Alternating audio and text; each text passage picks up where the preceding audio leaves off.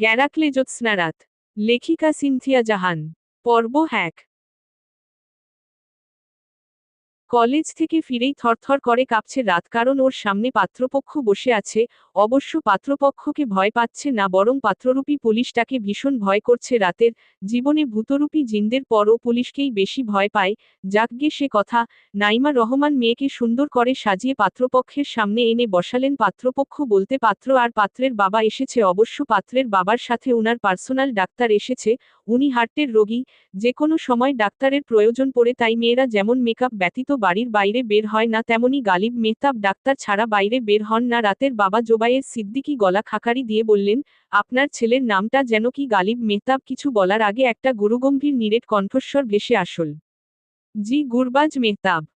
জোয়াবের সিদ্দিকী মুচকি হেসে বললেন, ও হ্যাঁ, মনে পড়েছে। আসলে আমার ভুলে যাওয়ার রোগ আছে, মাঝে মাঝে তো নিজের নামই ভুলে যাই। সে কথা বাদ, এই যে আমার মেয়ে জিম সিদ্দিকী। উনার কথা শুনে সবাই অবাক নয়নে উনার দিকে দৃষ্টি দিলেন। বল খেলতে ব্যস্ত থাকা 10 বছরের ছেলে জিম মুখে রাগের আভা এনে বলল, বাবা জিম তোমার ছেলের নাম, মেয়ের নাম না। জোবায়ের সিদ্দিকী নিজের ভুলে লজ্জা পেয়ে গেলেন, কিন্তু বাইরে গাম্ভীর্যতা বজায় রেখে বললেন, আমি ইচ্ছা করে ভুল বলেছি। দেখলাম তোমাদের মনোযোগ আছে কি নেই। যেহেতু মনোযোগ আছে, তো এখন আসল কথা বলা যাক। উনি নিজের পাশে বসে থাকা কলেজ পড়ুয়া মেয়ের মাথায় হাত রেখে বললেন, আমার মেয়ে রাত সিদ্দিকী, ও ছোট থেকেই একটু চঞ্চল প্রকৃতির, তাই এভাবে গড়গড় করে কথা বলে চলেছে। আবারও সকলে চোখ বড় বড় করে উনার দিকে তাকালো। গালিব মেহতাব নিজের বুকে হাত রেখে বললেন, ভাইজান, আপনার মেয়ে তো আসার পর থেকে এখনো একটা কথাও বলেনি। রাত বাবার সন্নিকটে এগিয়ে গিয়ে কণ্ঠটা খাটো করে বলল, বাবা, এসব বৈশিষ্ট্য জ্যোৎস্নার। আমি জ্যোৎস্না না, আমি রাত। জোবায়ের সিদ্দিকী থতমত খেয়ে গেলেন, পরমুহূর্তে নিজের ভুল শুধরে নিয়ে বললেন, ওই আর কি, একই কথা। আমার মেয়ে রাত একটু ভীতু আর লাজুক প্রকৃতির, তাই কথা বলতে লজ্জা পাচ্ছে, কিছু মনে করবেন না। গালিব মেহতাব উনার কথা শুনে বুক ভরে শ্বাস নিলেন, কেননা একটু আগেই উনার শ্বাস টান উঠতে ধরেছিল। রাতের মা নাইমা রহমান সকলের জন্য টুকটাক নাস্তা এনে বিভিন্ন রকম কথা বলতে লাগলেন। সেসব কথায় একটুও মনোযোগ নেই রাতের। ও মাথা নিচু রেখে নিজের ভয় কাটানোর চেষ্টা করে চলেছে। তবে সামনের মানুষটাকে দেখার কৌতূহলও ভীষণ হতে লাগলো। তাই ও ধীরে ধীরে চোখ তুলে সামনের মানুষটার দিকে তাকালো। তাকাতেই একটা গম্ভীর মুখমণ্ডল নজরে আসল ওর। হঠাৎ সেই গম্ভীর মুখের মালিক ওর দিকে তাকাতেই ও চট জলদি চোখ সরিয়ে নিল। এমন সময় জিমের বয়সী একটা ছেলে সেখানে চলে আসল। সকলকে দেখে ওর ভ্রু কুঁচকে গেল। ও এসেছিল জিমের সাথে খেলতে, কিন্তু এখানে অন্য কাহিনী হচ্ছে দেখে প্লাবনের মনে কৌতূহল দেখা দিল। ও জোবায়ের রহমানের কাছে গিয়ে বলল, কার বিয়ে হতে চলেছে আঙ্কেল? জোবায়ের রহমান নাম ভোলা রোগের কারণে বলে ফেললেন, জ্যোৎস্নার বিয়ে। কথাটা শুনতাই প্লাবনের চোখ কপালে উঠে গেল। ও জিমের সাথে খেলার কথা ভুলে গেল, কারণ একজনকে ওর গুরুত্বপূর্ণ একটা খবর দেওয়া বেশি জরুরি। ওর গমনপথের দিকে ভ্রু কুঁচকে কিছুক্ষণ তাকিয়ে থেকে নাইমা রহমান কাটকাট গলায় বললেন, জ্যোৎস্না না, রাতের বিয়ে।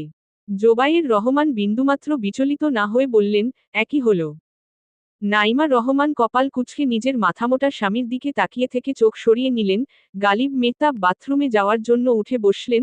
অবশ্য সাথে ডাক্তারকেও নিয়েছেন। ডাক্তার ছাড়া উনি কোথায় যান না বলে কথা। দরজার কাছাকাছি যেতেই নিজের চোখের সামনে আরেকটা রাতকে দেখে উনি বুকে হাত দিয়ে স্তব্ধ হয়ে গেলেন। উনি একবার সামনের রাতকে দেখছেন, তো একবার পিছনে বসে থাকা রাতকে দেখছেন। এমন ভুতুড়ে দৃশ্য দেখে গালিব মেহতাব জোরে জোরে শ্বাস নিতে নিতে বললেন, ডাক্তার, ডাক্তার, আমার মনে হয় আবার হার্ট অ্যাটাক হতে চলেছে। আমাকে কোলে তুলে নাও। ডাক্তারটা দ্রুত এসে উনাকে জোরে জোরে শ্বাস নিতে বলল। তা শুনে গালিব মেহতাব ডাক্তারের মাথায় একটা বাড়ি মেরে বললেন, আমার শ্বাস আটকে গেছে, আর তুমি কিনা বলছো জোরে জোরে শ্বাস নিতে? বলি, শ্বাস কি তোমার মতো বউয়ের কথায় ওঠে আর বসে নাকি? শ্বাস চলে শ্বাসের মতো, আর আমি চলি আমার মতো। ওর সাথে আমার কোনো বৈবাহিক, সামাজিক, অর্থনৈতিক কিংবা রাজনৈতিক সম্পর্ক নেই, বুঝেছো তুমি? কথাগুলো বলতে বলতে গালিব মেহতাব আরো জোরে বুক চেপে ধরলেন। উনার অবস্থা দেখে উনার সামনে দাঁড়িয়ে থাকা রাত বলতে লাগলো, রিল্যাক্স আঙ্কেল, আমি আপনার হবু বৌমা না, আমি রাতের যমজ বোন জ্যোৎস্না। জ্যোৎস্নার কথা শুনে গালিব মেহতাবের শ্বাসপূর্বের অবস্থানে ফিরে আসল। তা দেখে জ্যোৎস্না হাস্যোজ্জ্বল মুখে উনার সাথে কিছুক্ষণ কথা বলে রাতের পাশে গিয়ে বসল। অতঃপর সামনের গম্ভীর ব্যক্তিটার উদ্দেশ্যে বলল, এই যে দুলা ব্রো, আমার বোনকে নিয়ে ছাদে যান, কিছু মধুর আলাপ করুন। এখানে এই বুড়ো বুড়ির মাঝে কি করছেন আপনি? রাত চোখ বড় বড় করে বোনের দিকে তাকিয়ে বলতে লাগল।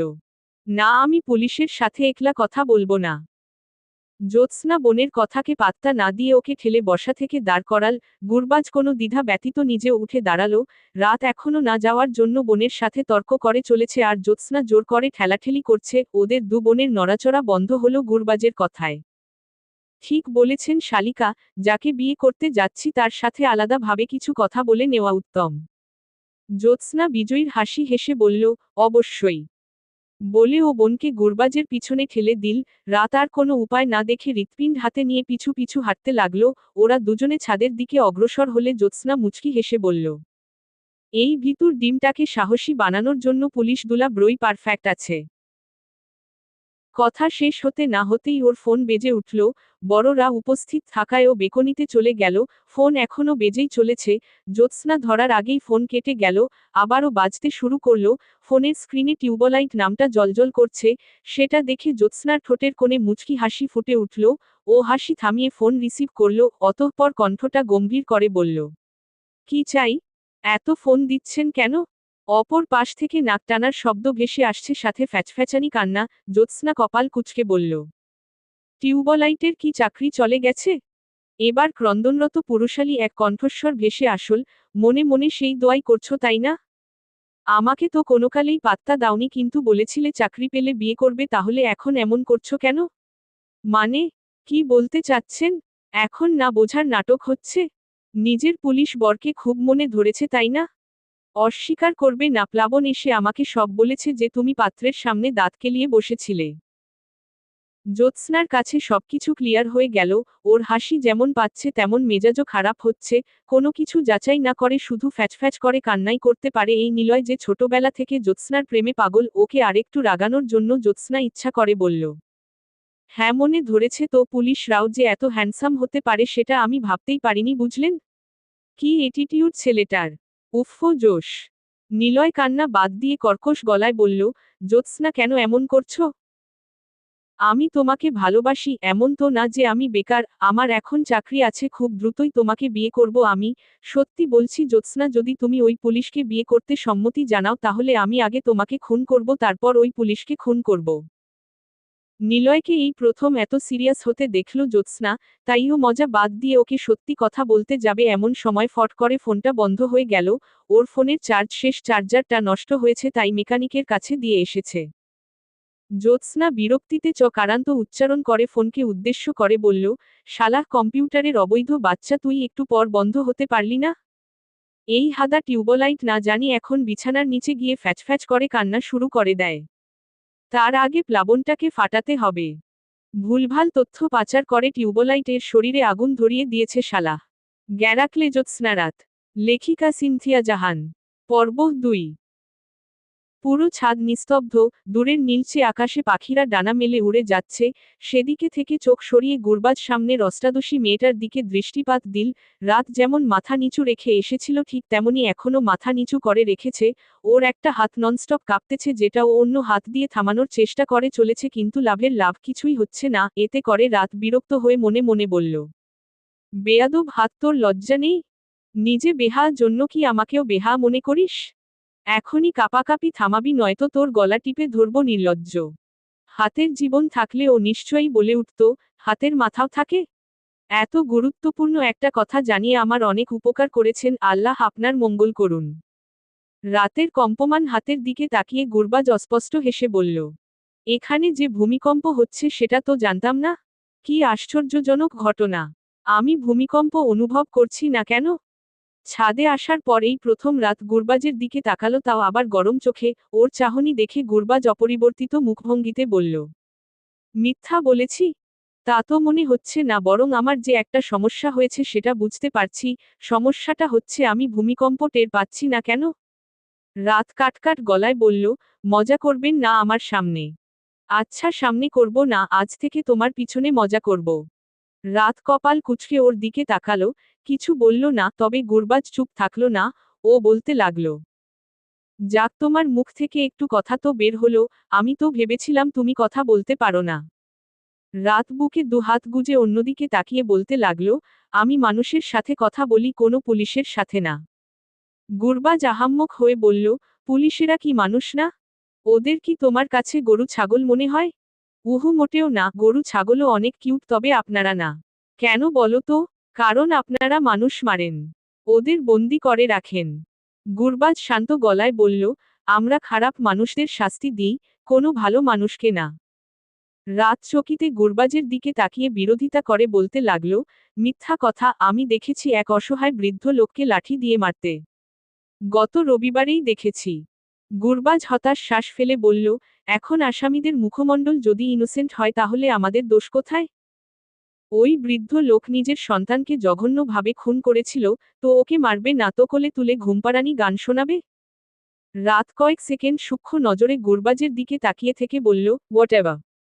তবুও পুলিশ খারাপ? হুহহ। গুরবাজ শান্ত দৃষ্টিতে কিছুক্ষণ রাতের দিকে তাকিয়ে থেকে বলল, বিয়ের পর আমাদের বাচ্চা তোমার ভুল ধারণা ভেঙে দিবে। রাত বিস্ফোরিত নয়নে গুরবাজের দিকে তাকিয়ে গড়গড় করে বলল, আপনাকে আমি বিয়ে করব না। গুরবাজ ভ্রু নাচিয়ে বলল, কেন? আপনি পুলিশ তাই? শুধু একটা কারণে তো বিয়ে ভাঙব না আমি, তোমাকে আরো কিছু কারণ বলতে হবে। রাত ক্ষণকাল চুপ করে থাকলো, মনে মনে আরো কিছু কারণ খুঁজে বের করার জন্য। পাক্কা 10 মিনিট গবেষণা করার পর রাত উচ্ছ্বসিত কণ্ঠে বলে উঠল, পেয়েছি। কি? রাত বুকে দুহাত গুজে কাটকাট গলায় বলল, আপনি হাসেন না, যে মানুষ হাসে না তাকে আমি বিয়ে করব না, ওকে?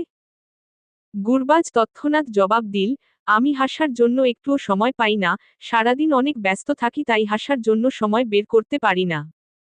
রাতের চোয়াল ঝুলে গেল, এই প্রথম কোনো মানুষের দেখা পেল যে নাকি হাসার জন্য সময় পায় না। ও ভ্রু কুঁচকে বলতে লাগল, বাথরুমে গেলেও তো একটু সময় পাওয়া যায়, তখন কি করেন?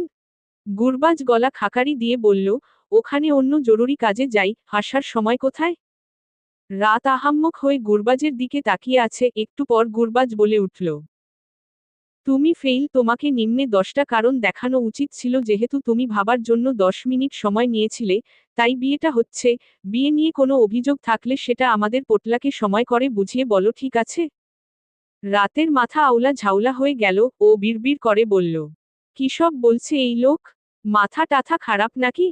এখন তো দেখছি আমার ছোটবেলার ধারণাটাই ঠিক ছিল, পুলিশেরা আসলে মানুষ না, ওরা তারছেড়া পাগল কিসিমের প্রজাতি। নিজের ভাবনা শেষ হতে না হতেই নিচ থেকে শোরগোল ভেসে আসতে লাগল। রাত আর গুরবাজ একে অপরের দিকে ভ্রু কুঁচকে তাকিয়ে দ্রুত নিচে নামতে লাগল। ড্রয়িং রুমে আসতেই দেখতে পেল বহু মানুষের আনাগোনা, অবশ্য গালিব মেহতাব আর ডাক্তার ব্যতীত অতিরিক্ত 4জন মানুষ যুক্ত হয়েছে। নিলয় উস্কো খুস্কো চুলে, এলোমেলো জামাকাপড়ে, ফুলে যাওয়া লাল চোখে রাতের দিকে তাকিয়ে আছে। ওর এমন অবস্থা দেখে রাতের ভ্রু কুঁচকে গেল। ও নিলয়কে চেনে, এই ছেলেটা জ্যোৎস্নার পিছনে পাগল। প্রতিদিন জ্যোৎস্নাকে কল দিত, যদিও জ্যোৎস্না রিসিভ করত না, তবে মাঝে মধ্যে একবার কথা বলে মজা নিত দুবনে। রাত যতদূর জানে জ্যোৎস্নাও মনে মনে নিলয়কে একটু একটু পছন্দ করে, এবং খুব শীঘ্রই দুজনের বিয়ে হওয়ারও সম্ভাবনা আছে। কিন্তু আজ নিলয়ের এমন অবস্থা দেখে ও পুরো ভ্যাবাচ্যাকা খেয়ে গেল। নিলয় রক্তাভ চোখে এক পলক গুরবাজের দিকে তাকিয়ে অতঃপর রাতের দিকে তাকালো এবং নিনাদ করে বলল, আমি ব্যতীত কেউ তোমাকে বিয়ে করতে পারবে না। তুমি নিজের কথার খেলাপ করতে পারো না, তোমার স্বামী হব একমাত্র আমি, এবং আজই তোমাকে বউ বানিয়ে নিয়ে যাব আমি। গুরবাজের চোয়াল শক্ত হয়ে গেল। ও অত্যন্ত কর্কশ কণ্ঠে রাতকে জিজ্ঞাসা করল, ছেলেটাকে? এসব কি বলছে? রাত কিছু বলার আগে নিলয় বলে উঠল, খবরদার ওর সাথে কথা বলবেন না, ওকে আমি ভালোবাসি আর ও নিজেও আমাকে ভালোবাসে। গুরবাজ এবার ধমকে উঠে বলল, শাট আপ, আমি আপনার সাথে কথা বলছি না। বলে ও রাতের দিকে তাকিয়ে বলল, ওকে তুমি ভালোবাসো? রাত এসব ঘটনায় ভয় পেয়ে গেল। নিলয় যে ওকে জ্যোৎস্না ভেবেছে সেটা ও বেশ ভালোভাবেই বুঝতে পারল, তাই ও আশেপাশে তাকিয়ে জ্যোৎস্নাকে খুঁজতে লাগলো, কিন্তু ওর এই নীরবতা যে একজনকে ভীষণ পীড়া দিচ্ছে সেটা ও বুঝতে পারছে না। গুরবাজ একদৃষ্টিতে রাতের ভীত মুখটার দিকে এক দৃষ্টিতে তাকিয়ে থেকে চোখ সরিয়ে নিল, অতঃপর গম্ভীর গলায় বলল, বুঝতে পেরেছি, ওসব কারণ শুধুমাত্র অজুহাত ছিল, আসল কারণ তো এটা, তাই না? রাত জ্যোৎস্নাকে খোঁজা বাদ দিয়ে চকিতে গুরবাজের দিকে তাকিয়ে বলল, কি বুঝেছেন আপনি? যা বোঝার ছিল তাই বুঝেছি। এসব ঘটনায় ওদিকে গালিব মেহতাব এখন পর্যন্ত ৩ থেকে ৪ বার হার্টের সাথে যুদ্ধ করেছেন। উনি আবার বুকে হাত দিয়ে দুর্বল কণ্ঠে বলতে লাগলেন, আমার শ্বাস আজকে বেয়াদব হয়ে গেছে। বারবার নাচানাচি করছে। বলছি এখানে আমার ছেলের বিয়ের কথা চলছে, তোর ছেলের না। ডাক্তারটা বলতে লাগল, স্যার আপনার আজকে ১২ বার শ্বাস টান উঠেছে, আগামী ১ বছরের শ্বাস টান আপনি একদিনেই কমপ্লিট করেছেন, আপনাকে কনগ্রাচুলেশন, আশা রাখছি আপনি এই রেকর্ড ভবিষ্যতে ভেঙে দিবেন। গালিব মেহতাব নিজের ধরপড় করতে থাকা বুককে সাইডে রেখে ডাক্তারের কান টেনে ধরে বলতে লাগলেন, এখানে আমি ক্রিকেট কিংবা ফুটবল খেলছি না যে রেকর্ড গরব। তোমাকে ডাক্তার কে বানিয়েছে আহাম্মক? আর তোমাকে আমার জন্য কোন মাথামোটা অ্যাপয়েন্ট করেছিল? ডাক্তারটা নিজের কান ছাড়িয়ে নিয়ে দাঁত বের করে বলল, স্যার আপনি।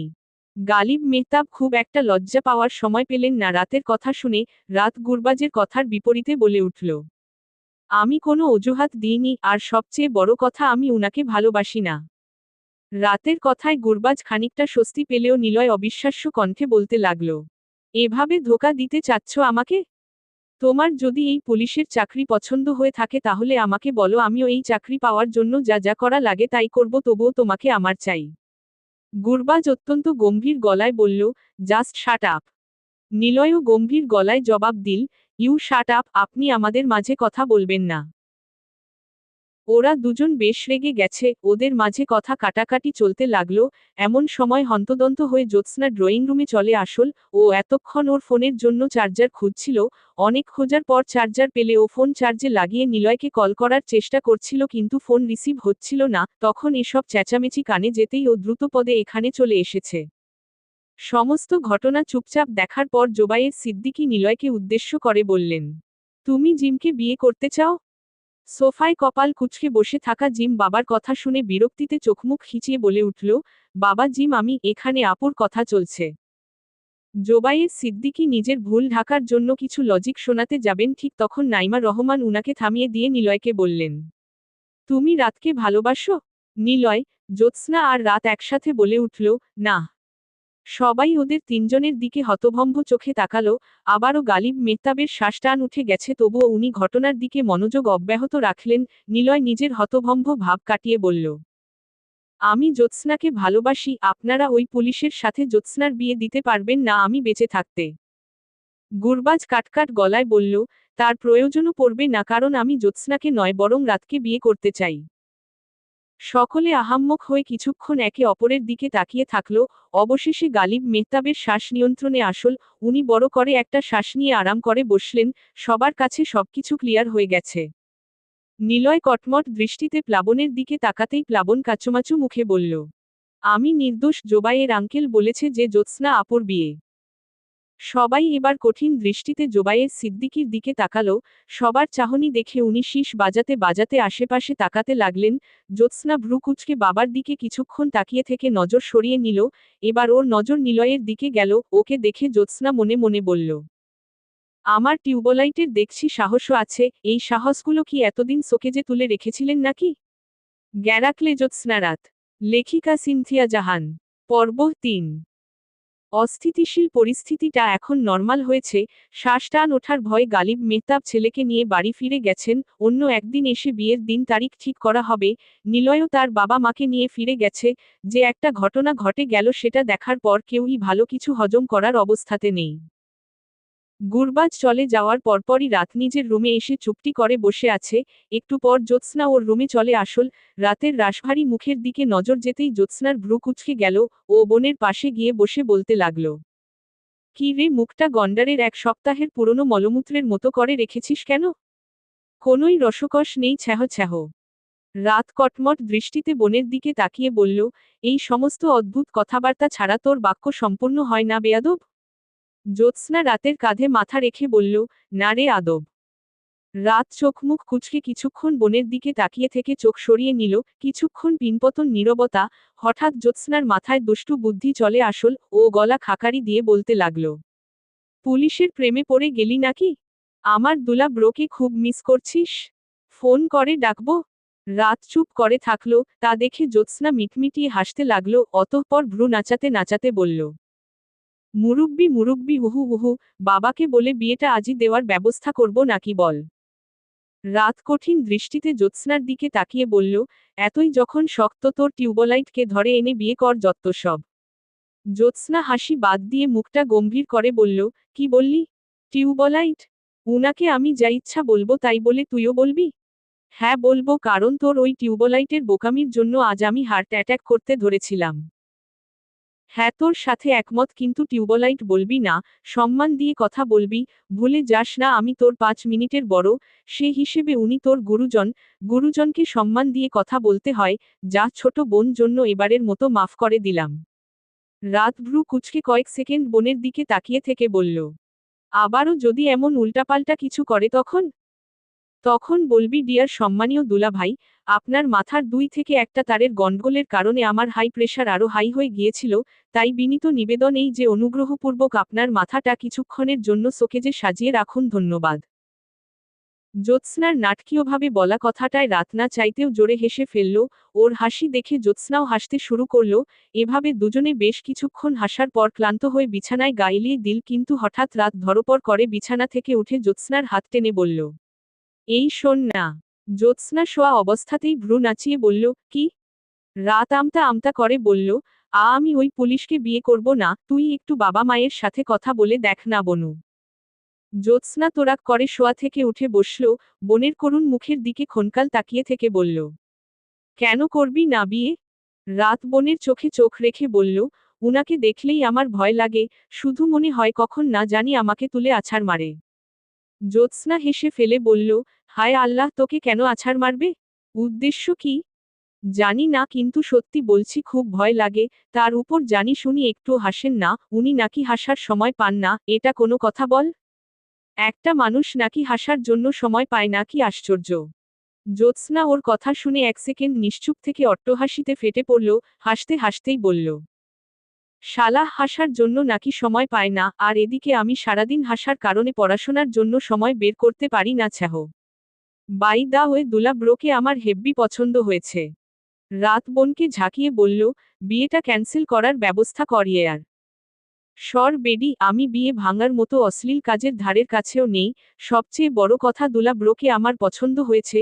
সো এসব ঢঙের আলাপ বাদ দিয়ে ইন্সপেক্টর গুরবাজ মেহতাবের কথা ভাব। আমি গেলাম খাবার খেতে, এত কাহিনী দেখে পেট খালি হয়ে গেছে।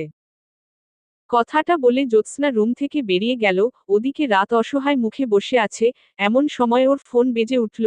ফোনের স্ক্রিনে অপরিচিত নাম্বার দেখে রাতের ভ্রু কুঁচকে গেল। ও ফোন রিসিভ করে সালাম দিয়ে বলল, কে? গুরবাজ শান্ত গলায় বলল, তোমার বাচ্চার বাবা। ব্যক্তিটাকে বুঝতে পারতেই রাতের বুকটা ভয়ে ধুকপুক করতে লাগল। ওর গলায় এসে সব কথামালা আটকে গেল। গুরবাজ উত্তর না পেয়ে পুনরায় বলল, এত ভয় পেলে হবে? আমাকে ভয় পাবে আমাদের বাচ্চারা, বাচ্চার মা কেন ভয় পাবে? রাত অবশেষে মুখ খুলে বলল, বাচ্চার কথা বলবেন না খবরদার। আমি বললাম না আপনাকে আমি বিয়ে করব না? আমিও বললাম না তোমাকে আমি বিয়ে করবই করব। কেন জোর করছেন? কেন জেদ করছো? কারণ আপনি পুলিশ। আচ্ছা, পুলিশের পরিচয় ছাড়াও আমার মানুষের যে একটা পরিচয় আছে সেটা দেখাতে হবে তোমাকে, তবেই বিশ্বাস করাতে পারবো যে আমি পুলিশের পাশাপাশি একজন মানুষও। আমি চাই না দেখতে। কিন্তু আমি তো দেখাতে চাই, রাত সিদ্দিকী। পারবেন না? পারবো। আমি আজ একটা কেস নিয়ে ব্যস্ত আছি, তো কাল তোমাদের বাড়ির পাশের রেস্টুরেন্টে আমাদের দেখা হচ্ছে, সকাল 10টায় পৌঁছে যেও। লাভ নেই, আমি যাব না। বলে রাত ফট করে ফোনটা কেটে দিল। জ্যোৎস্না চলেই যাচ্ছিল, কিন্তু রাতকে ফোনে কথা বলতে দেখে ও থেমে গিয়েছিল। সব শোনার পর আর বোনের এমন আচরণ দেখার পর ওর মুখটা পোড়া বেগুনের মতো গম্ভীর হয়ে গেল। ও দাঁতে দাঁত চেপে বিড়বিড় করে বলল, শালা, তোকে তো এবার দুলা ব্রোকে বিয়ে করতেই হবে, তোর এত ঢং আর নেওয়া যাচ্ছে না। দেখ আমি কি করি, তার আগে একটু খাই। জ্যোৎস্না 10টা আপেল আর 5টা কমলা খেয়ে রুমে চলে গেল নিজের মিশন কমপ্লিট করার জন্য। কিন্তু এই মিশন কমপ্লিট করার জন্য ওর রাতের ফোনের দরকার পড়বে। ও বোনের দিকে যেতে ধরবে এমন সময় ওর ফোনে মেসেজের টুং থাং শব্দ হলো। ফোন হাতে নিয়ে দেখল নিলয়ের মেসেজ। ও লিখেছে, তোমার বোনের পছন্দ ভালো না, তবে তোমার পছন্দ কিন্তু মারাত্মক। নয়তো আমার মতো একটা ছেলেকে পছন্দ করতে না তুমি। মেসেজটা দেখে জ্যোৎস্না কি রিয়েক্ট করবে বুঝতে পারছে না। ক্ষণকাল আহাম্মক হয়ে থাকার পরও রিপ্লাই দিল, সেই জন্যেই আপনি বিছানার তলায় গিয়ে ফ্যাচফ্যাচ করে কাঁদেন আর আমার দুলা ব্রো আসামিদের কাদায়। আসলেই আমার পছন্দ ইউনিক। মেসেজ দিয়ে নিলয় মিটমিটিয়ে হাসছিল, কিন্তু জ্যোৎস্নার রিপ্লাই দেখেও থতমত খেয়ে গেল। নিজের প্রেস্টিজ এভাবে নষ্ট হতে দিতে পারে না ও, তাই টাইপ করতে লাগলো। আমি তো কাদার অভিনয় করেছিলাম, দেখলাম তুমি কি রিয়েক্ট করো, ছেলেরা কাঁদে না বুঝলে?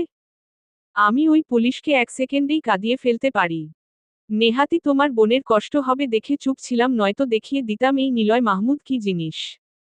ওর মেসেজ দেখে জ্যোৎস্না পাক্কা 2 মিনিট হাসল, অতঃপর রিপ্লাই দিল, জাহাপনা আজকের মতো ধপ মারা শেষ হয়ে থাকলে গিয়ে একটু গোসল করুন, এতটা মিথ্যা কথা হয়তো আপনার শরীরের শিরা উপশিরাগুলো সহ্য করতে পারছে না।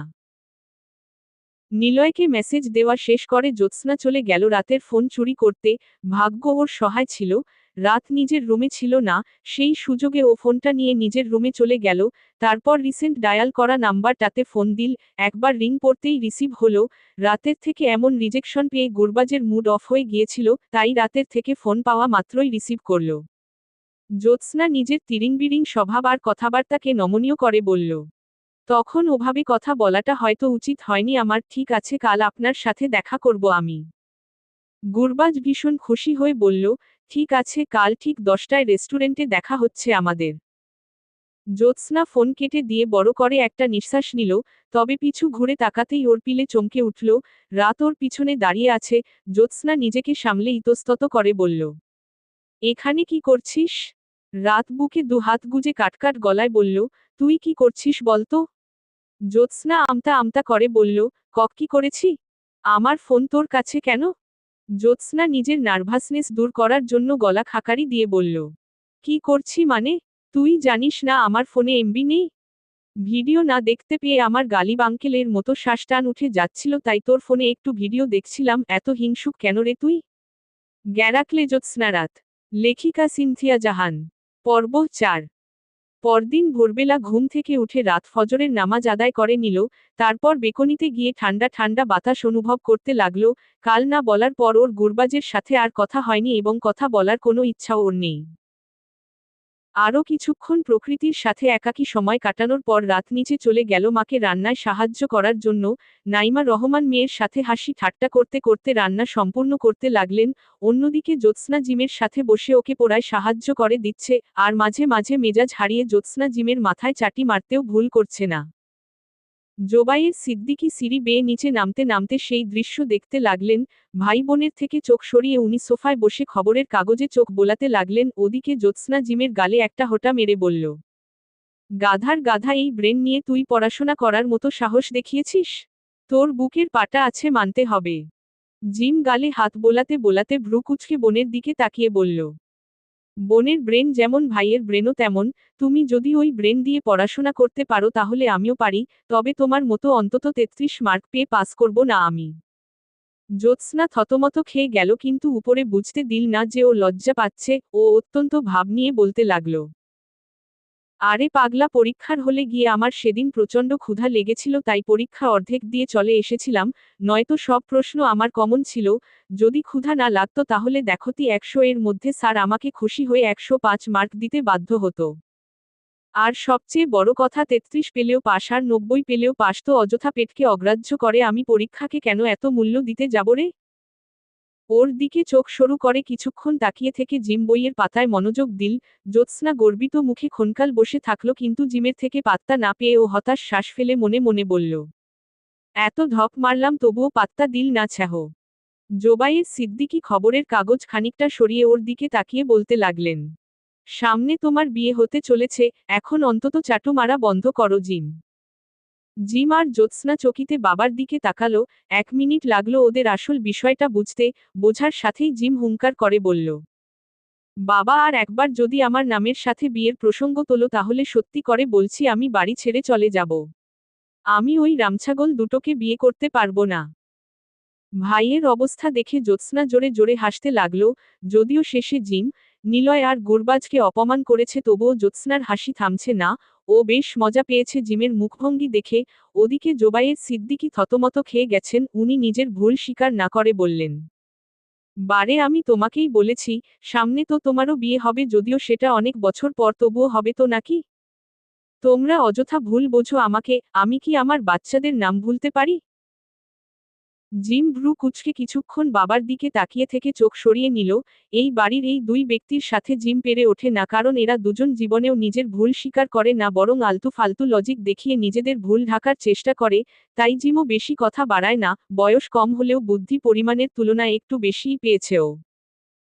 জিম চুপচাপ থাকলেও জ্যোৎস্নার হাসি চুপ হচ্ছে না, বরং সময়ের সাথে সাথে সেটা আরও বেড়ে চলেছে। তা দেখে জোবায়ের সিদ্দিকীর একটু একটু অল্প একটু লজ্জা লাগছে, তাই উনি গলা খাকারি দিয়ে বলে উঠলেন, হাসি থামাও জোনাকি, জিমকে বলা কথাটা তোমার উপরেও বর্তায়। তোমার দ্রুত বিয়ে হতে চলেছে, এবার অন্তত নিজের আচরণ অল্প একটু নমনীয় করো। জ্যোৎস্নার হাসি থেমে গেল, ও শান্ত দৃষ্টিতে বাবার দিকে তাকিয়ে থাকল। এই প্রথমবার জিম হাসতে লাগল। জোবায়ের সিদ্দিকীর ভ্রু কুঁচকে গেল। উনি ভেবে পাচ্ছেন না জিমের হাসির কারণ কি হতে পারে। উনি তো হাসার মতো কিছু বলেননি, তাই না? জ্যোৎস্না কাটকাট গলায় বলল, জ্যোৎস্না, ইটস জ্যোৎস্না, নট জোনাকি পোকা। তবে তুমি এই নামটা রাখতে চাইলে একটা গরু কোরবানি দাও, তারপর সে নামে ডেকো, তার আগে না। জোবায়ের সিদ্দিকী দ্বিতীয় দফায় থতমত খেয়ে গেলেন। এবার আর লজিক খুঁজে পেলেন না, তাই মুখ লুকানোর জন্য খবরের কাগজ সামনে রেখে সেটা মনোযোগ দিয়ে পড়ার অভিনয় করতে লাগলেন। জিম এখনো হাসছে তা দেখে জ্যোৎস্না ওর মাথায় চাটি মেরে বলল, হাসি থামা, নয়তো তোকে থামিয়ে দিব নিলয় আর গুরবাজের বউ। সকালের খাওয়া দাওয়ার পালা শেষ করে সকলে বাগানে গিয়ে বসে পড়ল। আজ ছুটির দিন, তাই জ্যোৎস্না চিলমুডে গল্প করার পাশাপাশি ফোন স্ক্রোলিং করছে। হঠাৎ সময়ের দিকে নজর যেতেই ওর পিলে চমকে উঠল। 10টা বাজতে আর মাত্র 20 মিনিট বাকি। রাত জিমের সাথে গাছে পানি দিচ্ছিল। জ্যোৎস্না দ্রুত ওর দিকে এগিয়ে গিয়ে বলল, রাত, একটু শোন। গাছে পানি দেওয়া বাদ দিয়ে রাত পিছু ঘুরে বলল, কি? জ্যোৎস্না রাতের হাত ধরে আদুরে গলায় বলল, একটা কাজ করে দিবি? রাত ভ্রু কুঁচকে বলল, বাইরে যাওয়ার মতো কোনো কাজ আমাকে করতে বলবি না, আমি আজ বাগানে সময় কাটাতে চাই। জ্যোৎস্না হতাশ হলেও হাল ছেড়ে দিল না। ও বোনের হাত আরো শক্ত করে ধরে বলল, সোনা বোন, আমার একটা বার্গার কিনে এনে দে, পাশেই তো আছে। বেশি সময় লাগবে না, প্লিজ যা। আমিই যেতাম, কিন্তু আমার শরীরটা আজ ভালো লাগছে না। তোর কি হয়েছে? জানি না রে, ক্ষণে ক্ষণে খেতে ইচ্ছা করে, আর মানুষ দেখলে তাদের সাথে বিনা কারণে ঝগড়া করতে ইচ্ছা করে, তাই তোকে যেতে বলছি। রাত ক্ষণকাল বোনের দিকে তাকিয়ে থেকে পুনরায় গাছে পানি দিতে দিতে বলল, বাড়িতে অনেক খাবার আছে, সেগুলো খা। না, আমার বার্গারই চাই। তাহলে বাবাকে বল এনে দিবে। দূর, আর যাই বল, কিন্তু বাবাকে বলার কথা বলিস না। দেখা যাবে বার্গারের জায়গায় চিংড়ি মাছ এনে হাতে ধরিয়ে দিবে। নিজের ব্যক্তিগত বাচ্চাগুলোর নাম মনে থাকে না, সেখানে বার্গারের নাম মনে রাখার আশা করা বিলাসিতা মাত্র। ঠিক আছে ঠিক আছে, এনে দিব, তবে এখন না, বিকেলের দিকে গিয়ে অনেকগুলো বার্গার এনে দিব। জ্যোৎস্না ভ্যাবাচ্যাকায় পড়ে গেল। বিকেলে গেলে তো হবে না, গুরবাজ হয়তো ইতোমধ্যে কাছাকাছি চলে এসেছে। চিন্তাতে চিন্তাতে জ্যোৎস্নার মাথা ফেটে যাওয়ার উপক্রম। হঠাৎ মাথায় একটা বুদ্ধি আসায় ও বুকে হাত চেপে ধরে মিথ্যা আর্তনাদ করে বলতে লাগল, রাত্রে আমার মনে হয় গালিব আঙ্কেলের মতো আবারও শ্বাসটান উঠে যাচ্ছে। দ্রুত বার্গার এনে দে আমায়, নয়তো নিজের ডুপ্লিকেট মানুষটাকে আর নাও দেখতে পারিস। রাত ভ্রু কুঁচকে বোনের নাটক দেখতে লাগলো। ও জানে জ্যোৎস্না নাটক করছে, তবুও বার্গার আনতে যাওয়ার জন্য রাজি হয়ে গেল। ও রাজি হতেই জ্যোৎস্না উচ্ছ্বসিত হতে বলে উঠল, যাহ যাহ, দ্রুত বোরকা পরে রেস্টুরেন্টে যা। যদিও জানে, তবুও রাত জিজ্ঞাসা করল, একটু আগে না তোর শ্বাসটান উঠে যাচ্ছিল? এখন এত স্বাভাবিক হলি কিভাবে? জ্যোৎস্না তৎক্ষণাৎ পুনরায় বুকে হাত চেপে বলল, হচ্ছে তো এখনো হচ্ছে, কিন্তু তুই বার্গার আনতে রাজি হওয়ায় শ্বাস একটু নর্মাল হয়েছে। তুই এসব বুঝবি না, সো দ্রুত বার্গার কিনতে যা, তোর হয়ে আমি গাছে পানি দিচ্ছি। রাত 10টা 10 মিনিটে রেস্টুরেন্টে পৌঁছালো। সোজা গিয়েও একটা বার্গার কিনতে লাগলো। ওর ঠিক উল্টো দিকে গুরবাজ তার একজন সহকারী অফিসারের সাথে এসেছে। আজ গুরবাজ পুলিশের ইউনিফর্ম পরেনি, বরং ব্লু শার্টের সাথে সাদা প্যান্ট পরেছে। ওকে আজ একটু অন্যরকমই লাগছে। গুরবাজের সহযোগী অফিসার কালো মিয়া বলে উঠল, স্যার, আপনাকে দেখলেই আমি ক্রাশ খাচ্ছি, মুখে একটা মাস্ক পরে নিন। গুরবাজ কঠিন দৃষ্টিতে তাকাতেই কালো মিয়ার কৌতুকময় মুখটা মুহূর্তেই চুপসে গেল। ও বিড়বিড় করে বলতে লাগল, নিজের রূপ সবাইকে দেখাতে চান, সেটা সরাসরি বললেই হয়। মাস্ক পরতে বলায় আমার দিকে ওমন দৃষ্টিতে তাকানোর কোনো মানে আছে? আমার বুঝি ভয় করে না? গুরবাজ ভ্রু কুঁচকে ওর দিকে তাকিয়ে বলল, কি ফাসুর ফুসুর করছো? কালু মিয়া থতমত খেলেও দ্রুত জবাব দিল, যাই ভাবি না কেন, কিন্তু আপনার বিষয়ে কিছু ভাবছিলাম না।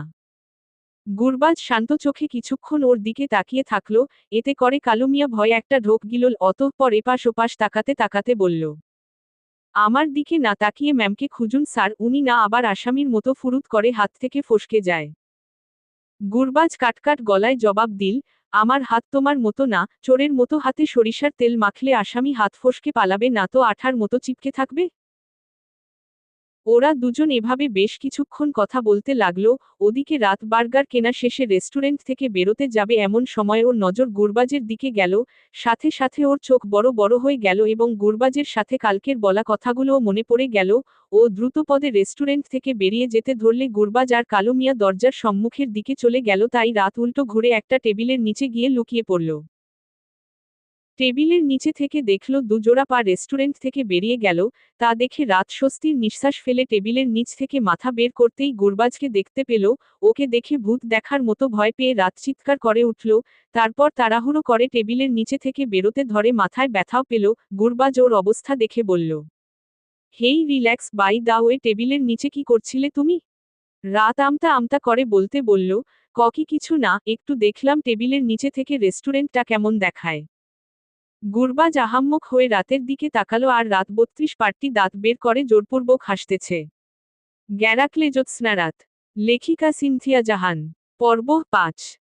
ক্ষণকাল পিনপতন নীরবতা বিরাজমান থাকল। রাত এখনো দাঁত বের করে হাসতেছে। গুরবাজ আহাম্মক হয়ে কিছুক্ষণ ওর দিকে তাকিয়ে থেকে বলল, ওয়াও, তা কেমন দেখলে? অসাধারণ ভিউ, বিশ্বাস না হলে আপনিও দেখতে পারেন। থাক, তুমি দেখেছ তাতেই হবে, আমি তোমাকে বিশ্বাস করি। রেস্টুরেন্ট দেখা শেষ হয়ে থাকলে চলো বসা যাক। রাতের বুক ধুকপুক করতে লাগলো। ও গুরবাজের সাথে এক মুহূর্ত সময় কাটাতেও রাজি না। এভাবে বার্গার কিনতে এসে ফেঁসে যাবে সেটাও ভাবতেই পারেনি। তাই চুপচাপ দাঁড়িয়ে থেকে মনে মনে কিছু জটলা পাকাতে লাগলো। হঠাৎ একটা বুদ্ধি আসায় ও গলা খাকারি দিয়ে বলল, আমাকে যা ভাবছেন তা আমি না, আমি রাত না, আমি জ্যোৎস্না। বলে ও নিজেকে যথাসম্ভব জ্যোৎস্নার মতো আত্মবিশ্বাসী করার প্রয়াসে মুখে জোরপূর্বক হাসি টেনে আনল। ওর দিকে ভ্রু কুঁচকে কিছুক্ষণ একদৃষ্টিতে তাকিয়ে থেকে গুরবাজ অত্যন্ত শান্ত গলায় বলল, মজা করার মুডে নেই, দ্রুত আমার পিছন পিছন চলে আসো রাত। আরে আমি জ্যোৎস্না, আমি আপনার শালি, বউ না। গুরবাজ বাঁকা হেসে ওর দিকে তাকিয়ে বলল, যাকেই ওসিলায় নিজেকে আমার বউ তো বললে, বেশি অভিনয় করতে হবে না, আমি জানি তুমি রাত, সো পিছু পিছু আসো। বলে গুরবাজ হাঁটতে শুরু করল। রাত হতভম্ব হয়ে ওর গমনপথের দিকে তাকিয়ে থাকল। ওদের দু বোনকে ওদের মা ব্যতীত আর কেউ চিনতে পারে না।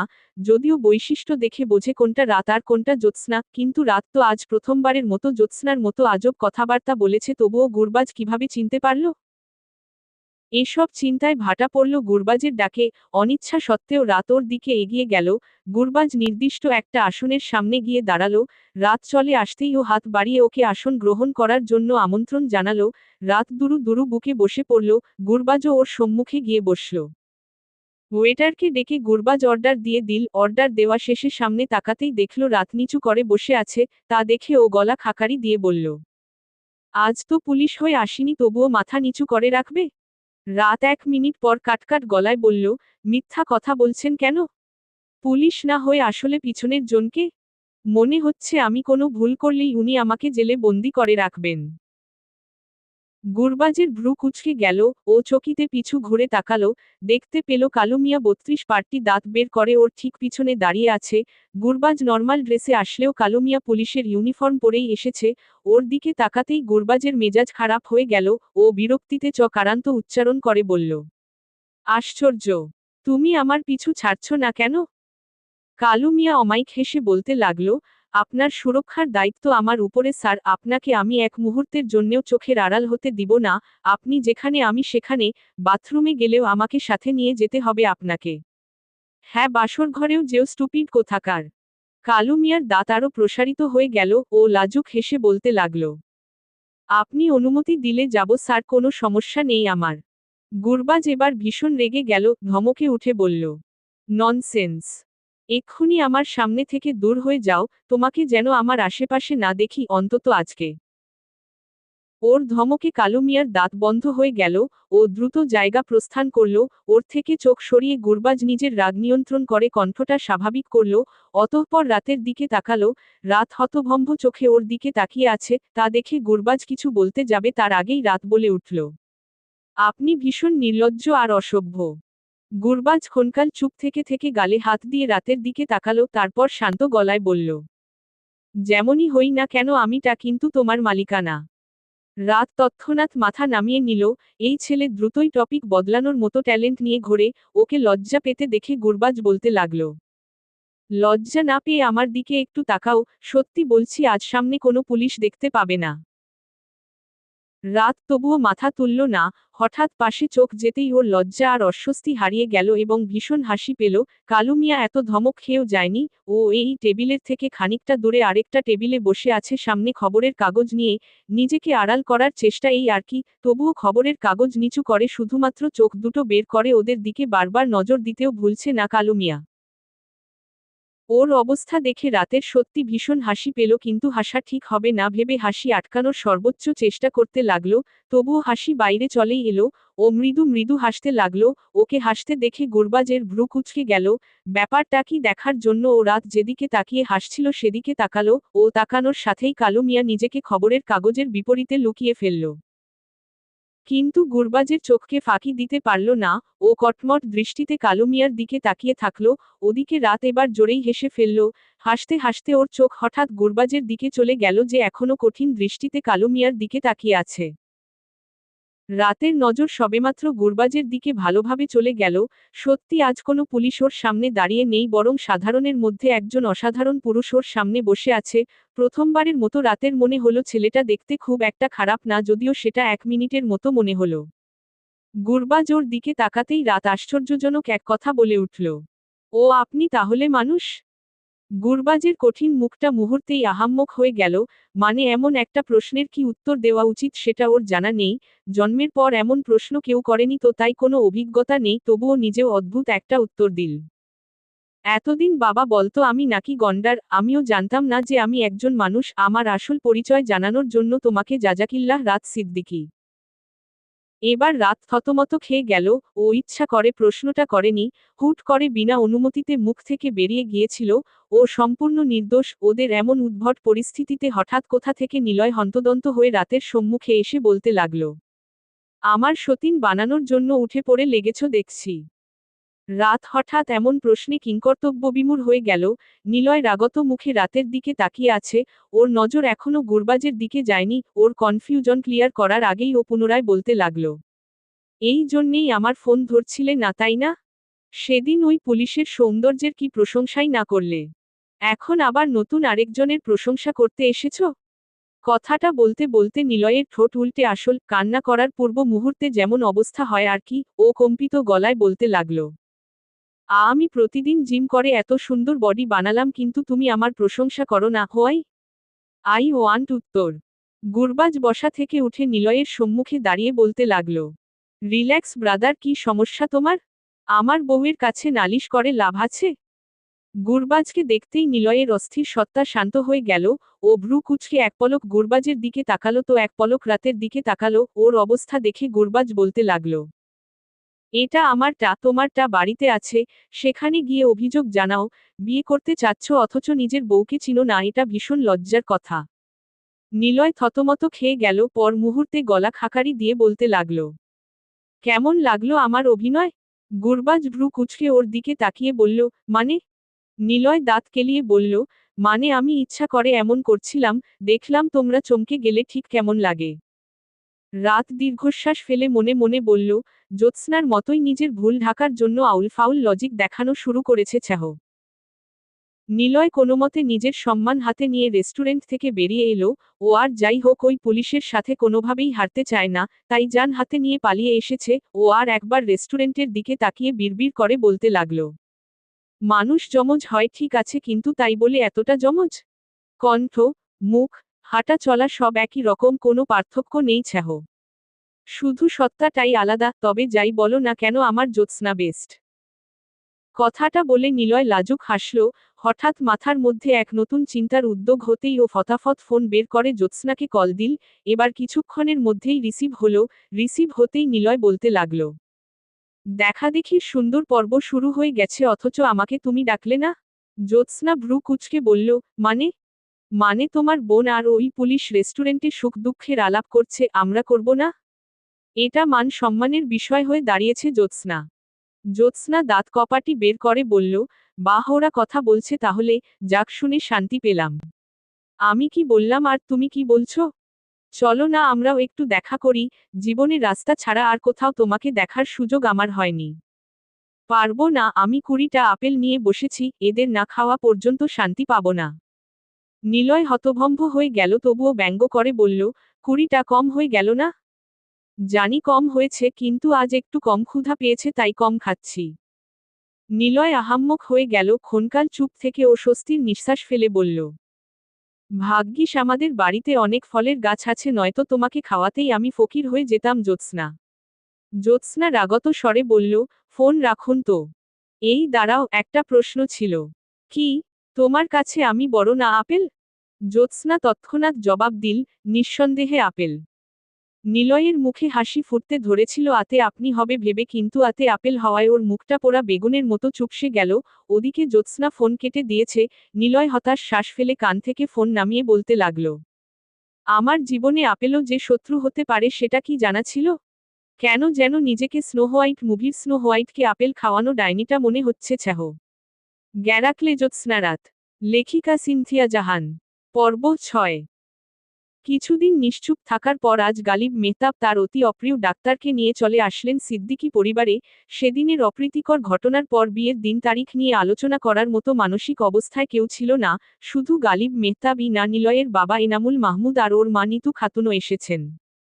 গালিব মেহতাব উনাদের সাথে সৌজন্যমূলক কথা বললেন, অতঃপর জোবায়ের সিদ্দিকীর সাথে বিয়ে নিয়ে আলোচনা করতে লাগলেন। এখানে শুধু বড় রাই আছে, জ্যোৎস্না রাত কলেজে, গুরবাজ আর নিলয় নিজেদের কর্মস্থলে। বিয়ের দিন তারিখ ঠিকঠাক করে ওনারা খাবার খেতে খেতে খোশগল্পে মেতে উঠলেন। সেই সময় জ্যোৎস্না রাত কলেজ থেকে ফিরে এসে অনাকাঙ্ক্ষিত মানুষদের দেখে দু বোন থমকে গেল। যদিও জ্যোৎস্না একটু একটু লজ্জা পাচ্ছে, কিন্তু রাতের ভীষণ ভয় করছে, ও এখনও গুরবাজকে মেনে নিতে পারেনি। মেয়েদের দিকে নজর যেতেই জোবায়ের সিদ্দিকী গাল প্রশস্ত করে হেসে বললেন, এই তো আমার অমাবস্যা রাত চলে এসেছে। উনার কথা শুনে এক সেকেন্ড চুপ থেকে সকলে মাথা নিচু করে হাসতে লাগল। অবশ্য জ্যোৎস্না হাসছে না, ও কটমট দৃষ্টিতে নিজের বাবার দিকে তাকিয়ে আছে। গালিব মেহতাবের হাসতে হাসতে শ্বাস টান উঠতে ধরল, তা দেখে ডাক্তার মনসুর উত্তেজিত হয়ে বলতে লাগল, স্যার, শ্বাসকে আদর করে ডাকুন আর বলুন যে শান্ত হয়ে যাও, তাহলে দেখবেন শ্বাস নর্মাল হয়ে গেছে। গালিব মেহতাব বুকে হাত দিয়ে কটমট দৃষ্টিতে ওর দিকে তাকিয়ে বলল, যেখানে আমার বউ আমার কথা শোনেনি সেখানে শ্বাস শুনবে উজবুক? শুনতেও পারে স্যার, শ্বাস তো আর মেয়ে মানুষ না। উপরে গম্ভীর মুখ করে থাকলেও এই প্রথমবার মনসুরের কথায় গালিব মেহতাব সম্মত হলেন। এসব আবল তাবল কথা বললেও মনসুর খুব ভালোমতো গালিব মেহতাবের চিকিৎসা করে, কিন্তু এই হুটহাট শ্বাস টান উঠে গেলে এসব কথা বলে উনার মনোযোগ ডাইভার্ট করার চেষ্টা করে ও, এবং এতে কাজও হয়। নাইমা রহমান নিজের স্বামীর প্রতি প্রচণ্ড হতাশ। এই নাম ভুলে যাওয়ার রোগ সেই বিয়ের পর থেকে দেখছেন। উনাকে যে কত অদ্ভুত অদ্ভুত নামে ডাকত সেসবের কথা না তোলাই ভালো। উনি ভেবেছিলেন বাচ্চাদের নাম অন্তত ভুলবে না, কিন্তু না, উনাকে ভুল প্রমাণ করে দিয়ে জোবায়ের সিদ্দিকী নিজের বাচ্চার নামও মনে রাখতে পারেন না। স্বামীর থেকে নজর সরিয়ে উনি মেয়েদের দিকে দৃষ্টি নিবদ্ধ করে বলতে লাগলেন, মেয়েরা দ্রুত গিয়ে ফ্রেশ হয়ে নিচে আসো, তোমাদের হবু শ্বশুর শাশুড়ির সাথে কথাবার্তা বলতে হবে তো নাকি? বিয়ের দিন তারিখ তো ঠিক করে ফেলেছি অলরেডি। রাতের চোয়াল ঝুলে গেল। ও কিছু বলতে যাবে তার আগেই জ্যোৎস্না ওকে টেনে উপরে নিয়ে গেল। ওর তো আর রাতের মতো বিয়ে করতে সমস্যা নেই। দু বোন চলে যেতেই জোবায়ের সিদ্দিকী গলা খাকারি দিয়ে নিজের একটু আগের করা ভুল ঢাকতে বলে উঠলেন, তা আপনাদের মেয়েদের দেখছি না যে? গালিব মেহতাব বুকে হাত দিয়ে চোখ বড় বড় করে বললেন, আমার মেয়ে? আমার মা, মেয়ে, বউ কেউ নেই। এনামুল মাহমুদও সমান হতভম্ব গলায় বললেন, ভাইজান, আমারও তো দুই ছেলে, মেয়ে নেই। নিলয় আর প্লাবন আমাদের দুইমাত্র ছেলে। জোবায়ের সিদ্দিকী ইচ্ছাপূর্বক কাসার অভিনয় করতে লাগলেন। সামনের মানুষগুলো আসল কাহিনী বুঝতে সক্ষম না হলেও নাইমা রহমান বেশ ভালোভাবেই বুঝলেন যে জোবায়ের সিদ্দিকী মেয়েরা বলতে গুরবাজ আর নিলয়কেই বুঝিয়েছে। মিথ্যা কাশি বন্ধ করে উনি বললেন, এই আপনাদের মনোযোগ আমার কথায় আছে দেখছি, আমি তো জানি যে আপনাদের মেয়ে নেই, মনোযোগ আকর্ষণ করার জন্য এই কথা বলেছি আমি। উনার কথা শুনে বাকিরা সামান্য হাসলেন। অন্যদিকে নাইমা রহমান দীর্ঘশ্বাস ফেললেন। এবার কোনো ভুল না করে জোবায়ের সিদ্দিকী বললেন, ছেলেরা কখন আসবে? এনামুল মাহমুদ বললেন, এতক্ষণে এসে যাওয়ার কথা, হয়তো কাজে ফেঁসে গিয়েছিল।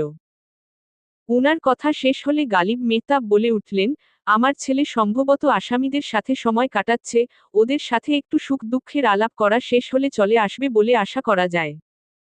গালিব মেহতাবের কথায় একটু হাসবেন তার আগেই সবার মনোযোগ আকর্ষণ করল সিঁড়ি বেয়ে নেমে আসা রাত সিদ্দিকী। ও লাল কালোর সংমিশ্রণের একটা শাড়ি আর হিজাব পরেছে, ওর দিকে তাকিয়ে সকলে বলে উঠল, মাশা আল্লাহ। রাত মাথা নিচু করে সকলের সামনে চলে আসল। দুই পক্ষই ওকে নিজের বৌমা ভাবছে। গালিব মেহতাব রাতের থেকে চোখ সরিয়ে পাশে তাকাতেই কিছুটা চিন্তিত হয়ে পড়লেন, অতঃপর বলে উঠলেন, 1 মিনিট ভাইজান, এটা আমার বৌমাও হতে পারে, তাই আপাতত চোখ সরিয়ে রাখুন। আমাদেরও বৌমা হতে পারে, তো আপাতত আপনিও চোখটা সরিয়ে রাখুন। উনাদের টানা হেচড়ার মাঝে জোবায়ের সিদ্দিকী মুচকি হেসে বললেন, আমার মেয়ে জিমকে শাড়ি পরলে এতটা সুন্দর লাগে? সকলে হতভম্ব চোখে উনার দিকে তাকালেন। জিম এতক্ষণ কোথায় ছিল সেটা জানা নেই, কিন্তু ওর নাম উচ্চারণের 50 সেকেন্ডের মাথায় ও কোথা থেকে বাবার সম্মুখে এসে কাটকাট গলায় বললেন, বাবা আমি বুঝে গেছি তুমি আপুদের আগে আমাকেই বিয়ে দিতে চাও, ব্যাপার না, আমি মাইন্ড করব না, পাত্রী দেখা শুরু করে দাও। ওর কথায় জোবায়ের সিদ্দিকী থতমত খেয়ে গেলেও বাকিরা জোরে হেসে ফেললেন। মনসুর নিজে হাসার পাশাপাশি গালিব মেহতাবকে আস্তে হাসার পরামর্শ দিতে লাগলো যেন আবার শ্বাস টান না ওঠে। জ্যোৎস্না সিঁড়ি বেয়ে নামতে নামতে বলতে লাগলো, খুব পেকে গেছিস তাই না? এখনো শার্টের বোতাম লাগানো শিখিসনি তাতেই বউ চাচ্ছিস ছ্যাহ। আমি কি আর সাধে চাচ্ছি? বাবাই আমাকে বাধ্য করছে। এখন তো আমার গুরবাজ ভাইয়া আর নিলয় ভাইয়ার সামনে যেতে লজ্জা করে, মনে হয় ওদের না হওয়া বউ আমি। আরও একবার সবাই হেসে উঠল। মনসুরের কথাকে পাত্তা না দিয়ে গালিব মেহতাব জোরে জোরে হাসতে লাগলেন। অবশ্য শ্বাসটানও উঠেছে ফলশ্রুতিতে, কিন্তু উনি মনসুরকে সেটা বুঝতে দেননি। তবে নিজেকে সামলে নিয়ে উনি এনামুল মাহমুদের কানের কাছে মুখ নিয়ে গিয়ে বললেন, আগেই বলেছিলাম এটা আমার বৌমা, আপনার বৌমা তো সবেমাত্র আসল। এনামুল মাহমুদ কিছু বললেন না, শুধু মুচকি হাসলেন। উনি একদম শান্তশিষ্ট একজন মানুষ, খুব বেশি কথা বলেন না। ওদিকে জ্যোৎস্না রাতের পাশে গিয়ে বসল। আজ ওদের দুজনকে আলাদা করা খুব কঠিন, কারণ দুজনেই একই শাড়ি, একই হিজাব একইভাবে পরেছে, তার উপর দুজনেই মাথা নিচু করে রেখেছে। অবশ্য জ্যোৎস্না লজ্জায় আর রাত ভয়। একটু পর নিলয় চলে আসল, এসেই বেচারা থমকে গেল। নিজের প্রিয় মানুষটাকে যেন নতুন রূপে দেখছে ও, একদম লাজুক লাল টুকটুকে বউয়ের মতো। কিন্তু পরমুহূর্তে ওর মুগ্ধতা ভরা মুখমণ্ডল কুঁচকে গেল, কারণ দুটো লাজুক লতা বসে আছে, এর মধ্যে কোনটা ওর সেটা ও ঠাউর করতে সক্ষম হচ্ছে না। নিজের হতভম্বতা কাটিয়ে ও বড়দের সালাম দিয়ে সকলের সাথে টুকটাক কথা বলে বাবা মায়ের পাশে বসে পড়ল। তারপর চোখ সরু করে সামনের দুই ব্যক্তির দিকে তাকিয়ে থাকলো। খুঁটিয়ে খুঁটিয়ে দেখতে লাগলো কোনো পার্থক্য খুঁজে পাওয়া যায় কিনা, কিন্তু কিছুই পেল না ও, মনে হচ্ছে জ্যোৎস্নাকে ফটোকপি করে আরেকটা জ্যোৎস্না বানানো হয়েছে। জ্যোৎস্না আর চোখে মাথা চুলকাতে থাকা দ্বিধান্বিত নিলয়কে দেখে ঠোঁট চেপে হাসতে লাগলো। একই শাড়ি পরার আইডিয়াটা ওরই ছিল। ও শুধু নিলয় না, গুরবাজকেও আজ দ্বিধায় ফেলতে চায়। সেদিন রাত এসে ওকে বলেছে সব, গুরবাজ কিভাবে রাতকে চিনতে পেল সেটাই অনুসন্ধান করতে চায় জ্যোৎস্না। জ্যোৎস্না ছাদে চলে গেল কিছু সময়ের জন্য, আসলে ওর ভীষণ ক্ষুধা পেয়েছে। সকলের সামনে তো আর শান্তিমতো খাওয়া যাবে না, তাই ও ছল চাতুরি করে এদিকে চলে আসল। শাড়ির আঁচলের নিচে আসার সময় কিছু ফল নিয়ে এসেছে ও, তবে হাত দুটো মেলে 3টার মতো আপেল আর একটা কমলা দেখে জ্যোৎস্নার ভ্রু কুঁচকে গেল। ও আফসোসের স্বরে বলে উঠল, এটুকু দিয়ে তো আমার পেটের এক কোনাও ভরবে না ছ্যাহ। তাড়াহুড়ো করতে গিয়ে যে এত কম আনবো সেটা কি জানা ছিল? হতাশ হলেও জ্যোৎস্না আপেল খেতে শুরু করল। এই সময় গুরবাজের গাড়ি এসে বাড়ির সামনে দাঁড়ালো। ও গাড়ি থেকে নেমে ফোন বের করল। গালিব মেহতাব বেশ কয়েকবার ফোন দিয়েছিল ওকে। ফোনের পাশাপাশি একটা মেসেজও দেখতে পেল। মেসেজ ওপেন করে দেখল সেখানে লেখা, আমার বৌমা আজ শাড়ি পরেছে, দেখতে চাইলে আয়, না চাইলে আসামির সাথে শুয়ে থাক। গুরবাজ কপাল কুঁচকে মেসেজটার দিকে ক্ষণকাল তাকিয়ে থেকে ফোন পকেটে পড়ল। হঠাৎ ছাদের দিকে নজর যেতেই ওর কুঞ্চিত ভ্রু যুগল সোজা হয়ে আসল। বাবার কথা ভুলে গিয়ে মুগ্ধ হয়ে ছাদে থাকা শাড়ি পরিহিত রমণীটির দিকে তাকিয়ে থাকল। ও দ্রুতপদে ভিতরে প্রবেশ করল, তারপর আশেপাশে খুব একটা নজর না দিয়ে সোজা গিয়ে হবু শ্বশুর শাশুড়িকে সালাম দিল, তারপর খোলা হাওয়া মন ভরে উপভোগ করার মিথ্যা অজুহাত দেখিয়ে জলদি সিঁড়ি বেয়ে উপরে উঠতে লাগলো ছাদে যাওয়ার জন্য। ও এতটাই অন্যমনস্ক ছিল যে রাতকে পাশ কাটিয়ে যাওয়ার সময় বলল, সাইড প্লিজ শালিকা। গুরবাজ চলে গেল। রাত অবাক চোখে কিছুক্ষণ ওর গমনপথের দিকে তাকিয়ে থেকে বিড়বিড় করে বলল, শালিকা, জ্যোৎস্নার পরিকল্পনা সফল হতে চলেছে দেখছি। সেদিকে থেকে চোখ সরিয়ে রাত বড়দের চা দিতে লাগলো। ওদিকে নিলয় এবার 100% সিউর যে এটাই ওর জ্যোৎস্না। পুলিশ যেহেতু উপরের জনের কাছে গিয়েছে তাহলে আর কোনো সন্দেহই রইল না। রাত সকলকে চা দিতে দিতে নিলয়ের সম্মুখে চলে গেল। সামান্য হেসে ও একটা কাপ ওর হাতে দিয়ে দিল। নিলয় চায়ের কাপ নিয়ে ভ্রু নাচিয়ে রাতকে চোখ মারল। এতে করে রাত থতমত খেয়ে গেল, তাই ও জলদি নিলয়ের সামনে থেকে চলে গেল। সকলকে চা দেওয়া শেষে রাত পুনরায় নিজের আসনে গিয়ে বসল, কিন্তু নিলয়ের দিকে চোখ যেতেই ওর ভ্রু কুঁচকে গেল। নিলয় ওর দিকে একদৃষ্টিতে তাকিয়ে আছে, 1 সেকেন্ডের জন্যেও চোখের পলক ফেলছে না। রাত তাকাতেই নিলয় ওকে ফ্লাইং কিস দিল। রাতের চোখ ছানাবড়া হয়ে গেল। ও তৎক্ষণাৎ চোখ সরিয়ে নিল, ভুলেও দ্বিতীয়বার ওর দিকে তাকালো না। ওর ইচ্ছা হচ্ছে গলা ফাটিয়ে বলতে, এই আমি সেই আমি না, আর সেই আমি এই আমি না, প্লিজ পুট ইয়োর নজর অন্য জায়গায়। কিন্তু বড়দের সামনে ও কিছুই বলতে পারছে না, আর না পারছে ইশরায় নিলয়ের ভুল ভাঙিয়ে দিতে, কেননা তাকানোর সাথেই একটা ফ্লাইং কিস ওর দিকে লাফাতে লাফাতে চলে আসছে। গুরবাজ ছাদে গিয়ে থেমে গেল। ওর বুকটা ধড়াস ধড়াস করতেছে। গালিব মেহতাবের মতো বুকে হাত দিয়ে হৃদয়টাকে নমনীয় করার চেষ্টা করে ও এক পা করে এগিয়ে গেল। ওদিকে জ্যোৎস্না অপর মুখ হয়ে গোগ্রাসে আপেল আর কমলা গিলছে। গুরবাজ ঠিক 4 কদম দূরত্বে গিয়ে থেমে গেল, তারপর গলা খাকারি দিয়ে বলল, এই যে আমার বাচ্চার মাম্মা, আমাকে কি একটুও মনে জায়গা দেওয়া যাচ্ছে না? তুমি তো আমার হৃদয় বড় একটা জায়গায় নিজের মালিকানা প্রতিষ্ঠিত করেছ, তাহলে আমাকে কেন দিচ্ছ না? জ্যোৎস্নার মুখ থেকে আপেলের টুকরো পড়ে গেল, চোখ দুটোও বড় বড় হয়ে গেল। পুরো বিষয়টা হজম করতে ওর পাক্কা 1 মিনিট লাগলো। পর মুহূর্তে মাথায় দুষ্টু বুদ্ধি চলে আসল। অপর দিকে মুখ করে রেখেই ও কণ্ঠটা নরম করে বলল, আপনার কথা একটু ভুল ছিল, তাই জায়গা দিতে সময় লাগছে। গুরবাজ ভ্রু কুঁচকে বলল, কি ভুল বলেছি? এই যে বাচ্চার মাম্মা বলে ডাকলেন, কিন্তু আমাদের তো বাচ্চা নেই। আমাকে আগে নিজের ঘরণী বানিয়ে নিন, তারপর ভেবে দেখব। ঘরণী বানাতে চাই না, তোমাকে আমার হৃদয়ের রানী বানাতে চাই। ঠিক আছে, সময় নাও, কিন্তু জায়গাটা যেন আমিই পাই।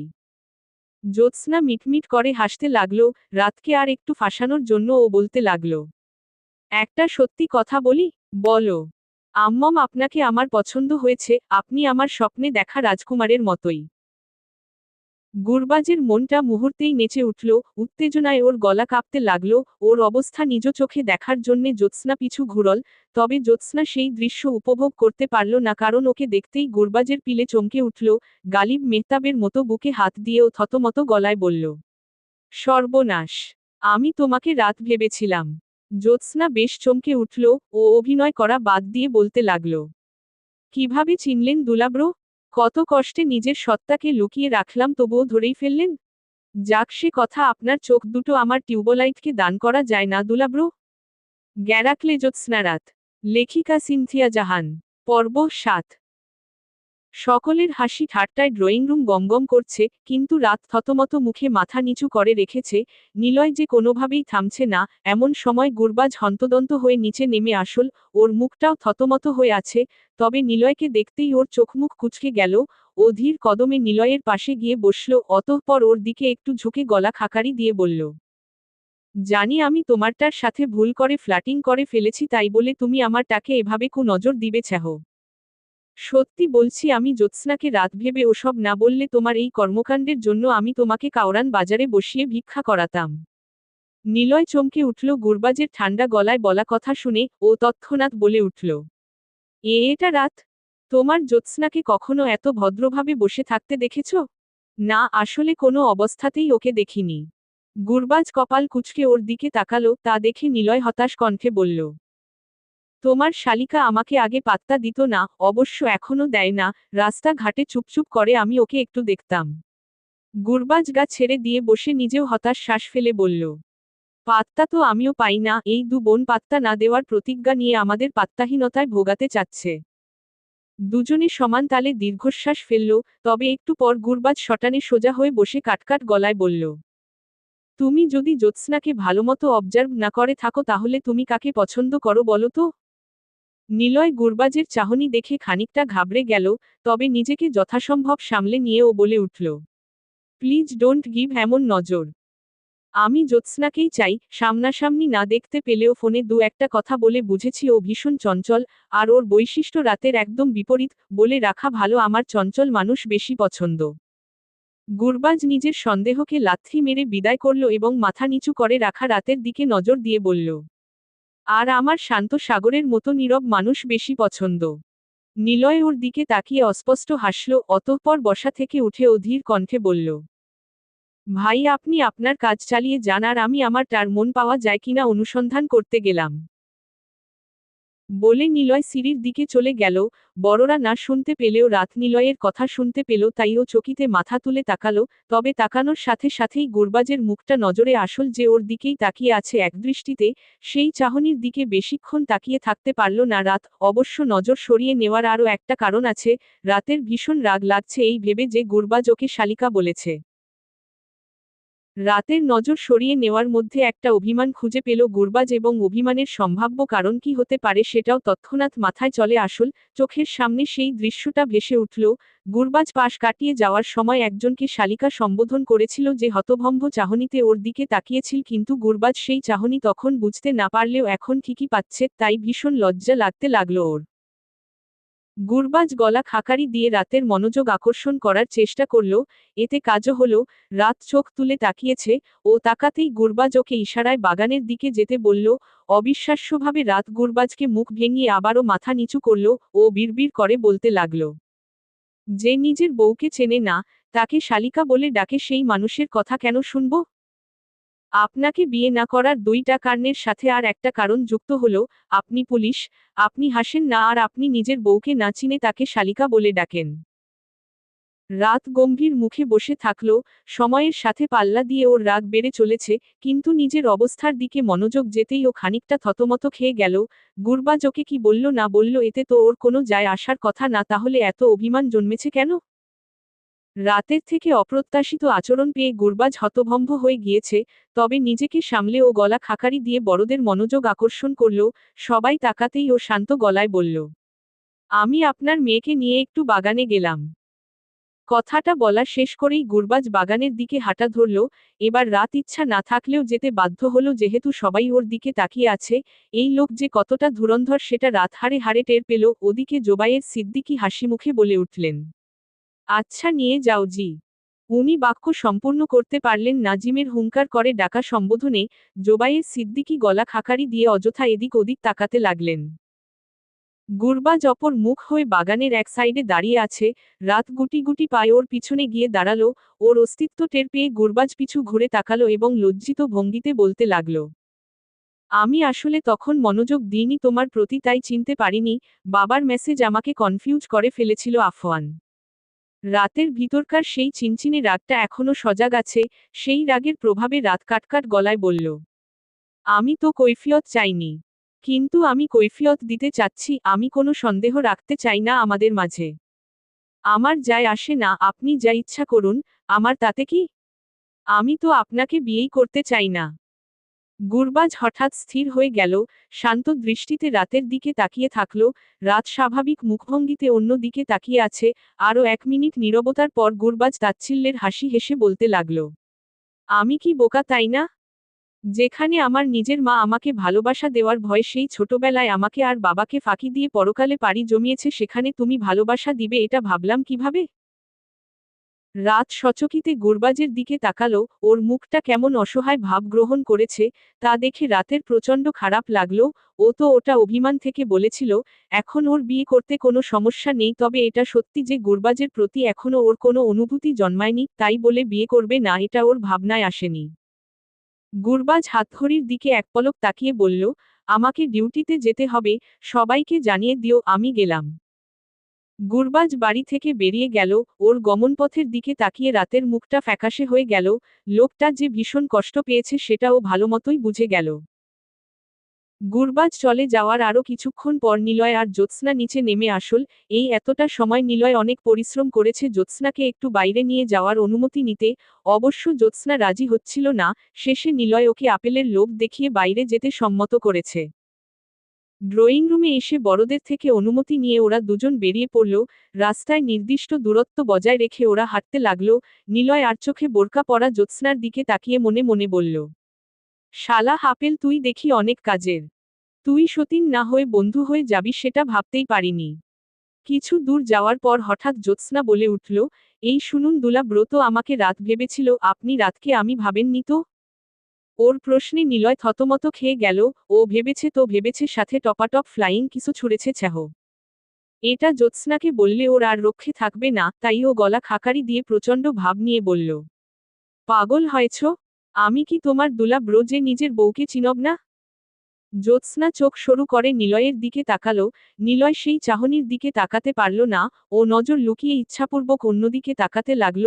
আরও কিছুক্ষণ চোখ সরু করে তাকানোর পর জ্যোৎস্না চোখ সরিয়ে নিয়ে কাটকাট গলায় বলল, আচ্ছা রাতের থেকেই না হয় শুনব।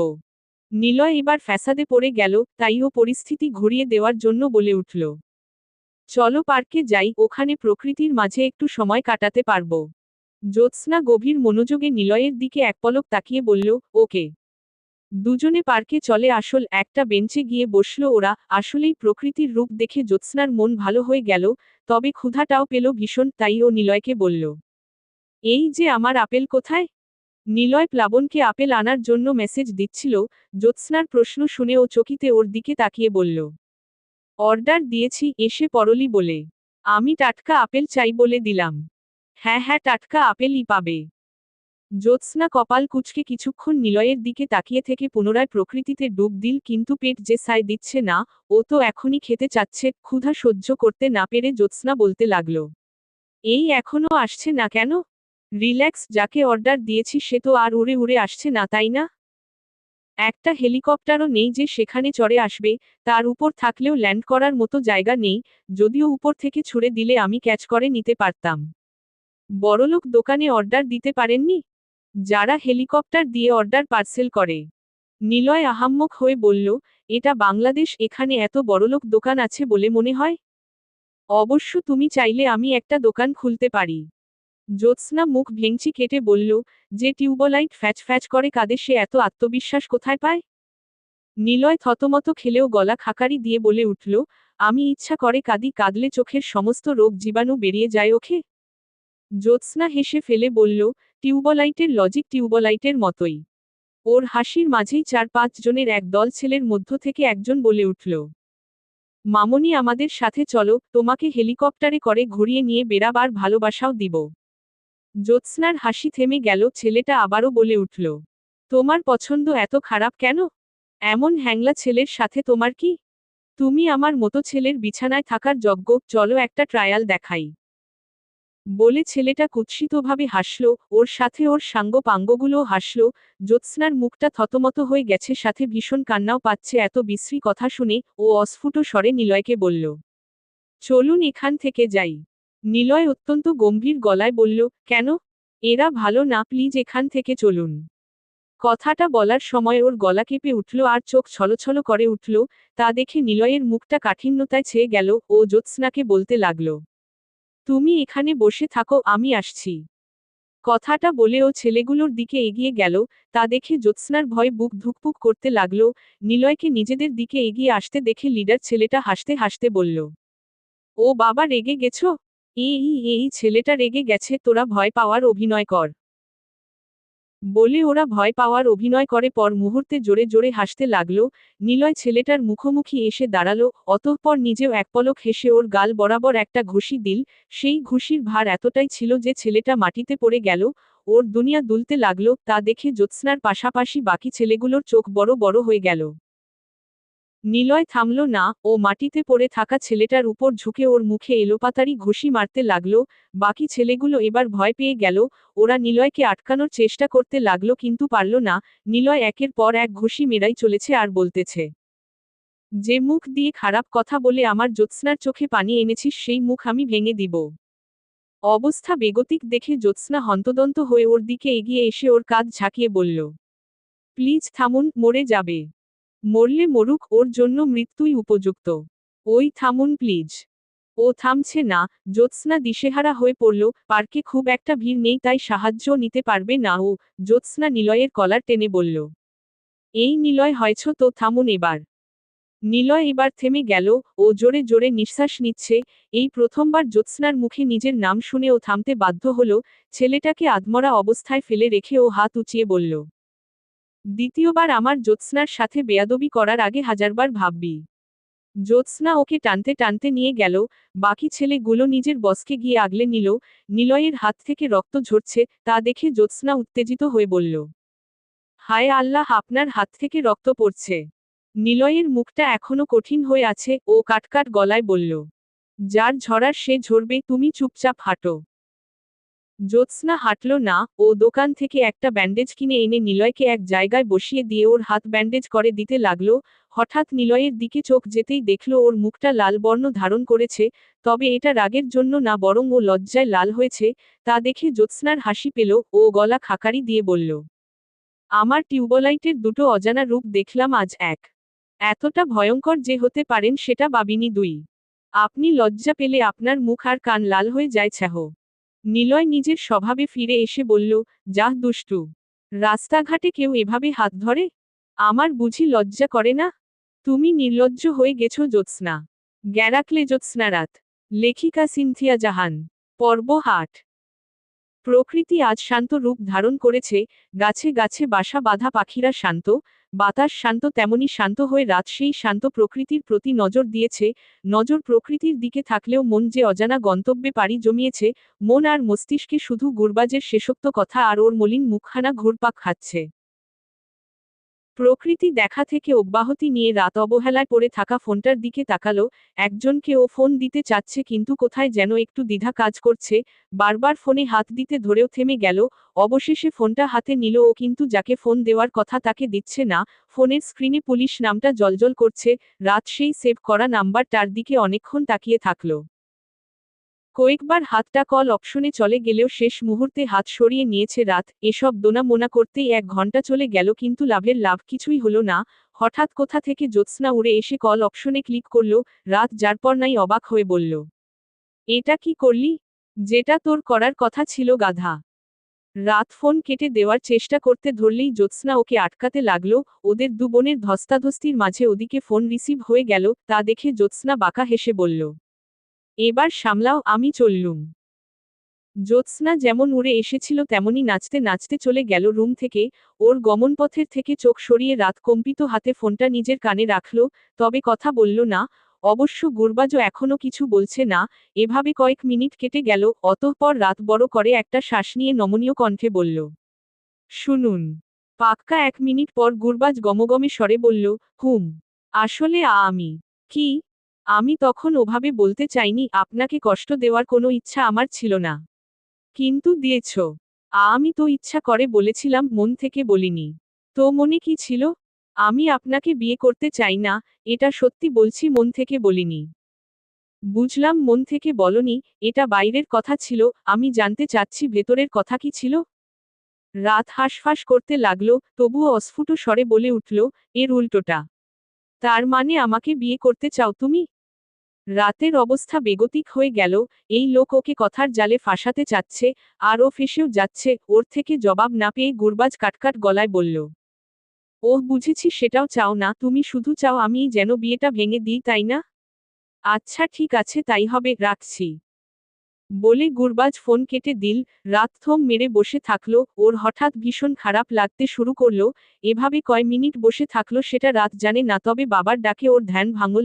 জোবায়ের সিদ্দিকী গম্ভীর গলায় বললেন, গুরবাজ ফোন দিয়ে এসব কি বলল? জিম, দ্রুত নিচে নেমে এসো। রাত বুঝে গেল জিম বলতে ওকেই ডাকছে ওর বাবা, তার মানে গুরবাজ বিয়ে ভেঙে দিল। এত সহজেই কিভাবে ভেঙে দিল? না, রাত এসব ভাবতে পারছে না। ও তৎক্ষণাৎ গুরবাজের নাম্বারে ডায়াল করল।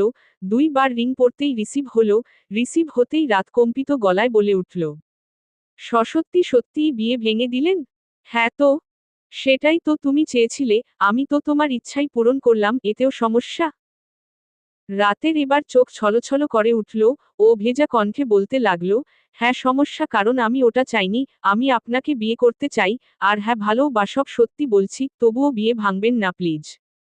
বলতে বলতে রাত কেঁদে ফেলল, ক্ষণকাল ওকে কাঁদতে দিয়ে গুরবাজ অস্পষ্ট হেসে অত্যন্ত নমনীয় কণ্ঠে বলল, এই যে আমার বাচ্চাদের মাম্মা, কান্না থামাও, আর বিয়ের প্রস্তুতি নাও, আমি 1 মাস পরের বিয়েটা ভেঙে দিয়ে সেটা পরশুতে এনেছি। রাত কান্না থামিয়ে হতভম্ব গলায় বলল, মানে? মানে কি? তুমি ভাবলে কিভাবে আমি তোমার সাথে বিয়ে ভেঙে দিব? নেহ, কখনোই না, তুমি চাও আর না চাও, ভালোবাসো আর না বাসো, তবুও আমার বউ হয়েই থাকতে হবে। কিন্তু? কি কিন্তু? তবে তোমার ভুল বোঝাবুঝির কারণে আমি তোমার এমন রূপ দেখব সেটা ভাবতে পারিনি, এবার তো আমি তোমাকে আরো বেশি করে ভালোবেসে ফেললাম। বাই দা ওয়ে, নিচে গিয়ে দেখো আসল কাহিনী কি, ভুলভাল ভেবে কান্না করো না। গুরবাজ ফোন কেটে গিয়ে মুচকি হাসল, কালু মিয়া পাশ দিয়ে যাচ্ছিল, ওর হাসির দিকে চোখ যেতেই ও আর্তনাদ করে উঠল, তা দেখে গুরবাজের মুখের হাসি মিলিয়ে গেল, ভ্রু কুঁচকে বলল, কি সমস্যা কালু মিয়া? কালু মিয়া ওর দিকে এগিয়ে এসে অবিশ্বাস্য কণ্ঠে বলে উঠল, আপনি হাসতেও পারেন? গুরবাজ কপাল কুঁচকে কিছুক্ষণ ওর দিকে তাকিয়ে থেকে ওকে দ্বিতীয় দফায় অবাক করে দিয়ে আবার হাসল, তা দেখে কালু মিয়া আর্তনাদ করে বলতে লাগল, স্যার আপনার উপর জিন আছর করেছে। চুপ থাকো। এটা জিনের না, এটা আমার বাচ্চাদের মাম্মার আছর। বলে গুরবাজ মুচকি মুচকি হাসতে লাগলো, আর কালু মিয়া সেই হাসির দিকে তাকিয়ে ক্ষণে ক্ষণে হার্ট অ্যাটাক করতে লাগলো। তুমি গুরবাজকে কি বলেছ?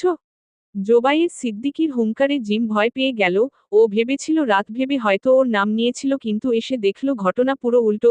জিম মনে মনে বলতে লাগলো, দোষ করলে জিমের নাম মনে হারায় না জোবায়ের সিদ্দিকী ওরফে বাবার। জোবায়ের সিদ্দিকী পুনরায় বলে উঠলেন, কি হলো, কথা বলছো না কেন? জিম অস্ফুট স্বরে বলল, কি বলেছি? নাইমা রহমান, জ্যোৎস্না আর রাতও হন্তদন্ত হয়ে সেখানে চলে আসল, সবার হয়ে রাত ব্যস্ত কণ্ঠে বলে উঠল, জিম উনাকে কি বলেছে বাবা? কি বলেছ জানো? সবাই একযোগে বলল, না। জোবায়ের সিদ্দিকী ভ্রু কুঁচকে ওদের দিকে 1 সেকেন্ড তাকিয়ে থেকে বললেন, ঠিক আছে আমিই বলছি, এই লিলিপুট গুরবাজকে বলেছে তাড়াতাড়ি আপুকে বিয়ে করে নাও, আপুর বিয়ে হলে আমার বিয়েটাও নির্দ্বিধায় হয়ে যাবে। সবাই অবিশ্বাস্য দৃষ্টিতে জিমের দিকে তাকালো, অবশ্য জিমও অবিশ্বাস্য দৃষ্টিতে বাবার দিকে তাকিয়ে আছে। জোবায়ের সিদ্দিকী পুনরায় বলতে লাগলেন, এখন গুরবাজ বিয়ের ডেট এগিয়ে এনেছে, ও পরশুই রাতকে বিয়ে করতে চায়, এবং এটা নাকি ওর ফাইনাল ডিসিশন। এরই মাঝে জ্যোৎস্না বলে উঠল, কি রে জিম, আমার টিউব না মানে দ্বিতীয় জনকে বলিসনি? নাইমা রহমান গরম চোখে তাকাতেই জ্যোৎস্না থতমত খেয়ে মাথা নিচু করে ফেলল। নাইমা রহমান কণ্ঠটা খাটো করে শুধুমাত্র ওকে শোনানোর জন্য দাঁতে দাঁত চেপে বললেন, নির্লজ্জ মেয়ে, মুখে কিছুই আটকায় না, একদম নিজের বাপের স্বভাব পেয়েছে। জ্যোৎস্না প্রথম দফায় লজ্জা পেলেও বাবার প্রসঙ্গ আসতেই হেসে ফেলল, তা দেখে নাইমা রহমান পুনরায় কিছু বলতে যাবেন তার আগেই জিমের কথা শুনে উনি থেমে গেলেন। সত্যি বলছি, আমি গুরবাজ ভাইয়ার সাথে কথা বলিনি, আমার কাছে ফোনই নেই। তাহলে কি ও মিথ্যা কথা বলছে? খবরদার নিজের দোষ অন্যের উপর চাপাবে না, সেদিন তুমি আমাকেও বলেছিলে যে তুমি বিয়ে করতে চাও। ওটা তো রাগের মাথায় বলেছিলাম। তোমার রাগও আছে ছোকরা? যাক, সেটা পরে গবেষণা করা যাবে, তার আগে বিয়ের সমস্ত ব্যবস্থা করতে হবে, আমার সাথে চলো নাইমা। উনারা চলে গেলেন, পরে রইল 3 বাচ্চা। জ্যোৎস্না কাটকাট গলায় বলে উঠল, জিমের বাচ্চা, তুই আমার টিউবলাইটকে কেন ফোন দিলি না? আমি আর রাত একসাথে বিয়ে করব। জিম আত্মবিশ্বাসের সাথে বলল, আমি গুরবাজ ভাইয়ার সাথে কোনো কথা বলিনি, বুঝেছ? ওদের দুজনকে একলা রেখে রাত একটু দূরে চলে গেল, তারপর গুরবাজকে ফোন দিল, তৎক্ষণাৎ ফোন রিসিভ করে গুরবাজ বলল, এত অধৈর্য হচ্ছ কেন? পরশুই তো চলে আসবে আমার কাছে। শাট আপ, আপনি কোন সাহসে আমার ভাইয়ের নামে মিথ্যা অপবাদ দিয়েছেন? বাহরে, মিথ্যা অপবাদ কোথায় দিয়েছি? হ্যাঁ, এটা সত্যি, ওর সাথে আমার পার্সোনালি এ বিষয়ে কোনো কথা হয়নি, কিন্তু ও মনে মনে এটাই চায় আমি সেটা জানি। কচু জানেন। অযথা আমার ভাইটাকে ফাঁসিয়ে দিলেন। বলে রাত ফোন কেটে দিয়ে রাগে গোজগোজ করতে লাগলো। অন্যদিকে গুরবাজের মুখ থেকে যেন আজ হাসি সরতেই চাচ্ছে না, অবশ্য ওর এই হাসি কালু মিয়ার বুকে কাঁপন ধরিয়ে দিচ্ছে। বেচারা জীবনের সবচেয়ে বড় শখটা আজকেই পেল। জ্যোৎস্না এটা মানতে পারছে না, রাত সিঙ্গেল থেকে মিঙ্গেল হয়ে যাবে আর ও কিনা সিঙ্গেল থেকে যাবে। উহু এটা হতে দিতে পারে না ও। তাই ফোনটা হাতে নিয়ে ও টিউবলাইট নামে সেভ করা নাম্বারটাতে ফোন দিল, সাথে সাথেই ফোন রিসিভ হলো। নিলয় ওকে সালাম দিল, জ্যোৎস্না সালামের জবাব দিয়ে বলল, আপনার হাত কেমন আছে? আমার হাত তো এখনো অবিবাহিত আছে। আহ বাজে কথা বলবেন না তো, হাতের কি অবস্থা সেটা বলুন। আলহামদুলিল্লাহ ফিট এন্ড ফাইন। তবে তবে কি ব্যথা হচ্ছে? ওষুধ ঠিকমতো খাচ্ছেন তো? মলম দিচ্ছেন তো? হ্যাঁ ও সব ঠিক আছে, তুমি যা যা বলেছ সব করেছি, কিন্তু হাত বেচারার মন খারাপ। জ্যোৎস্না আহাম্মক হয়ে গেল, কাটকাট গলায় বলতে লাগল, আপনার হাতের মনও আছে? যাক সে কথা, আপনার হাতকে আমার কাছে দিয়ে যান, দুটো থাপ্পড় মেরে ওর মন ভালো করে দিই। উহু তার দরকার পড়বে না, আমার হাত এখনো বিয়ে করতে পারছে না তো, তাই ওর মন খারাপ। শালাহ আপনারও বিয়ে হবে না। এদিকে দুলা ব্রো মাথা খাটিয়ে 1 মাস পরের বিয়ে পরশুই করতে যাচ্ছে, আর আপনি হাতের সাথে পীড়িত করতে থাকুন যত্তসব। নিলয় হাসি ঠাট্টার মুডে ছিল, কিন্তু জ্যোৎস্নার কথা শুনে ও ভ্রু কুঞ্চিত করে ব্যস্ত কণ্ঠে বলল, কিভাবে? যেভাবে হয় সেভাবে, আপনার প্রতি আমার অত বেশি ইন্টারেস্ট নেই, দেরি করে বিয়ে করলেও সমস্যা নেই, কিন্তু আমি আমার যমজ বোনের সাথে একই দিনে বিয়ে করতে চাই, তাই কিছু একটা করুন। নিলয় থতমত খেয়ে বলল, একই সাথে অপমানও করলে আবার দর্দ দেখালে ছ্যাহ। যাকগে, অপমান আমার গায়ে লাগে না। লাগবে কিভাবে? আপনার তো গন্ডারের চামড়া। যাক এটাও লাগেনি, তবে হ্যাঁ ওই পুলিশের বিয়ে করতে এই তাড়াহুড়ো আমার গায়ে লেগেছে, তাই নো চিন্তা, তোমার আমার বিয়েও পরশুই হচ্ছে, তুমি গিয়ে চিল করো, আমি কাওয়া ধরে এনে বিয়ের ব্যবস্থা করছি। ফোন কেটে গেছে। জ্যোৎস্না ফোনের স্ক্রিনে তাকিয়ে কিছুক্ষণ হাসল, অতঃপর চুপচুপ করে এনে রাখা কয়েকটা আপেল কোলের মধ্যে নিয়ে একটা একটা করে খেতে খেতে বলল, আরে আমার টিউবলাইট, আপনাকেও বিয়ে করার প্রতি ইন্টারেস্টেড আমি, তাই যত দ্রুত বিয়ের কাজ সম্পন্ন করা যায় ততই ভালো। নিলয় নিজের কথা রেখেছে, ও নিজের বুদ্ধিকে প্রয়োজনের চেয়ে অতিরিক্ত খাটিয়ে জোবায়ের সিদ্দিকীকে রাজি করিয়েছে, সাথে নিজের সোজা সরল মা বাবাকেও। আজ সেই বিখ্যাত পরশু দিন, জোবায়ের সিদ্দিকী কাজ করতে করতে নিজের বেহাল দশা করে ফেলেছেন। এটাই প্রথম বিয়ে যে বিয়ের কনেরা নিজেদের বিয়েতে যাবতীয় কাজ করে চলেছে, কারণ ওদের তো আর বড় ভাই নেই, আর না আছে কোনো চাচা। ডেকোরেটরের লোকের সাথে হাতে হাতে কাজ করে দিচ্ছে ওরা। জ্যোৎস্না একটা লোককে ফুল দিয়ে ঘর সাজাতে সাহায্য করছে। হঠাৎ জোবায়ের সিদ্দিকী ওই লোকটাকে উদ্দেশ্য করে বললেন, এই মেয়ে, এদিকে একটু শুনে যাও তো। লোকটা এক পলক উনার দিকে তাকিয়ে আশেপাশে তাকাতে লাগলেন, না কোনো মেয়ে তো নেই, তাহলে কাকে ডাকছে? উনি জ্যোৎস্নার দিকে তাকিয়ে কিছু বলতে যাবে, তার আগেই জ্যোৎস্না স্বাভাবিক গলায় বলল, আপনাকেই ডাকছে, যান গিয়ে শুনে আসুন কি বলে। লোকটা এখনো দ্বিধান্বিত। জোবায়ের সিদ্দিকী গলা খানিকটা উঁচু করে বললেন, তোমার কানে কথা যায় না? দ্রুত এদিকে আসো মেয়ে। লোকটা মাথা চুলকাতে চুলকাতে নিজেকে আপাদমস্তক দেখতে লাগলো, নাও তো ঠিকঠাক পোশাকই পরেছে, তাহলে মেয়ে বলে ডাকছে কেন? উনি জ্যোৎস্নাকে বললেন, আমার মুখে কি কিছু লেগে আছে?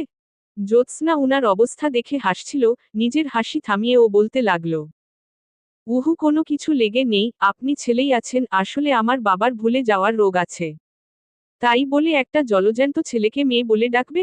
নিজেদের সন্তানদেরই চেনেন না, তাহলে এটা ভুলবেন না কোন হিসেবে? আশ্চর্য, খুব আশ্চর্য, ভীষণ ভীষণ আশ্চর্য।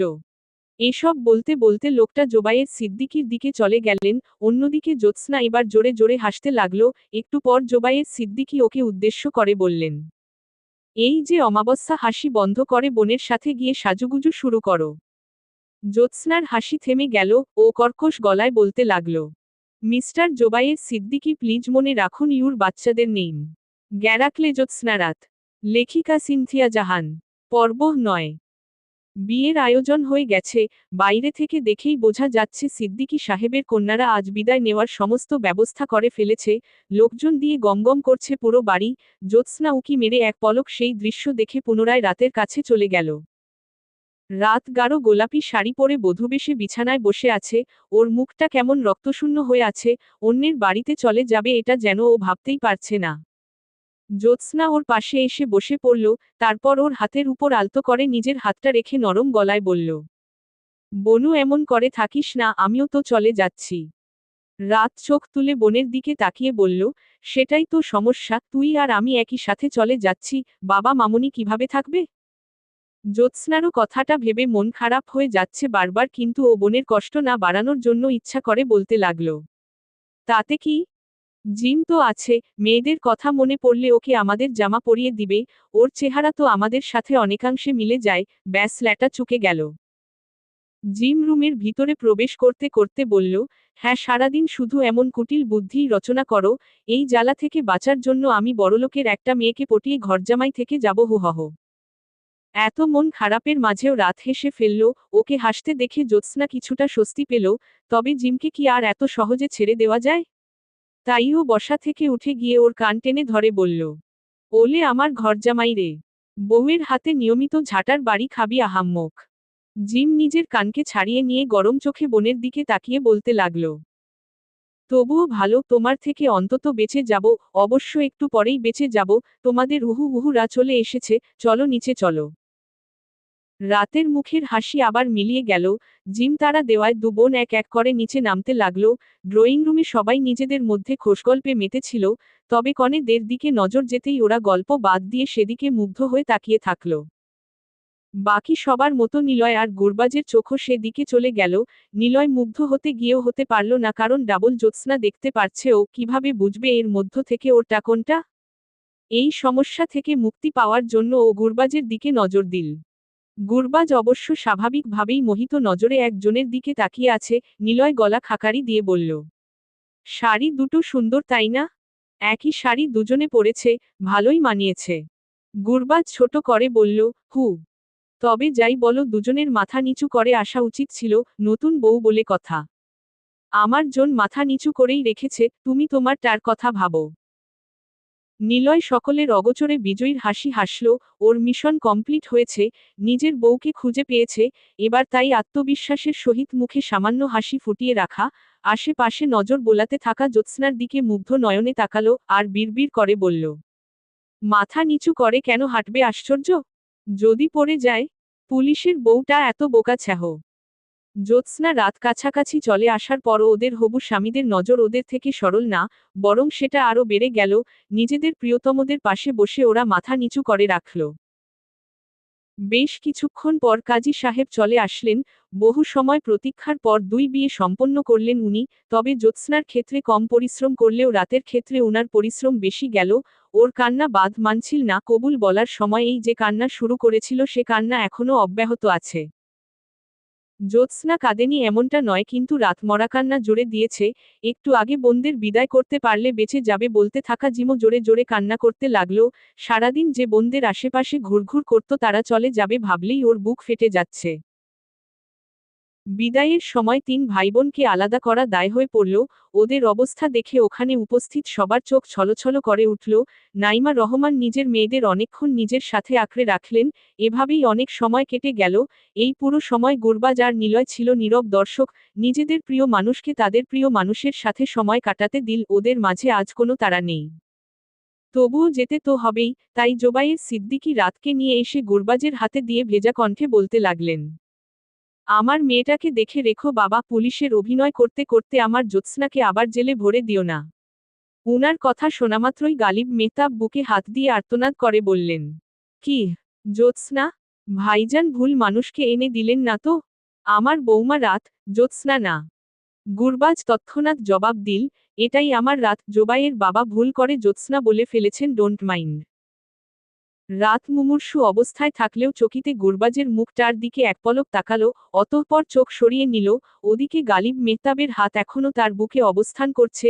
তা দেখে মনসুর নিজে জোরে জোরে শ্বাস নিতে নিতে বলল, স্যার, আমার মতো করুন, সমস্যা নেই, ভয় পাবেন না। শ্বাস কোনো মেয়ে নয় যে আপনার ক্ষতি করবে। মনসুরের কথা শুনে গালিব মেহতাব শান্ত হলেন। ওদিকে রাতের কান্নাকে তোয়াক্কা না করে জোবায়ের সিদ্দিকী বুকে পাথর চাপা দিয়ে মেয়েকে গাড়িতে তুলে দিলেন। উনি অনুমতি দিতেও গুরবাজ গাড়ি স্টার্ট করার জন্য ড্রাইভারকে ইশারা করল। রাত এবার আরও জোরে জোরে কান্না করতে লাগল। ওর দিকে অসহায় ভাবে তাকিয়ে থাকল গুরবাজ। ওর মনটা ভার হয়ে গেল। সামনের সিট থেকে গালিব মেহতাব বলতে লাগলেন, মা কেঁদো না, আমাদের বাড়িতে কোনো মেয়ে মানুষ নেই, তাই কুটনামি করার মতো কাউকে পাবে না। আর হ্যাঁ, আমি সব কাজ করতে পারি। গুরবাজও পারে, আমাদের দ্বারা কাজ করিয়ে নিতে পারবে। রাত কান্না থামিয়ে আহাম্মক হয়ে শ্বশুরের দিকে তাকালো। এমন কথাও আশা করেনি। তবে একজনের স্পর্শ পেতেই ও থমকে গেল।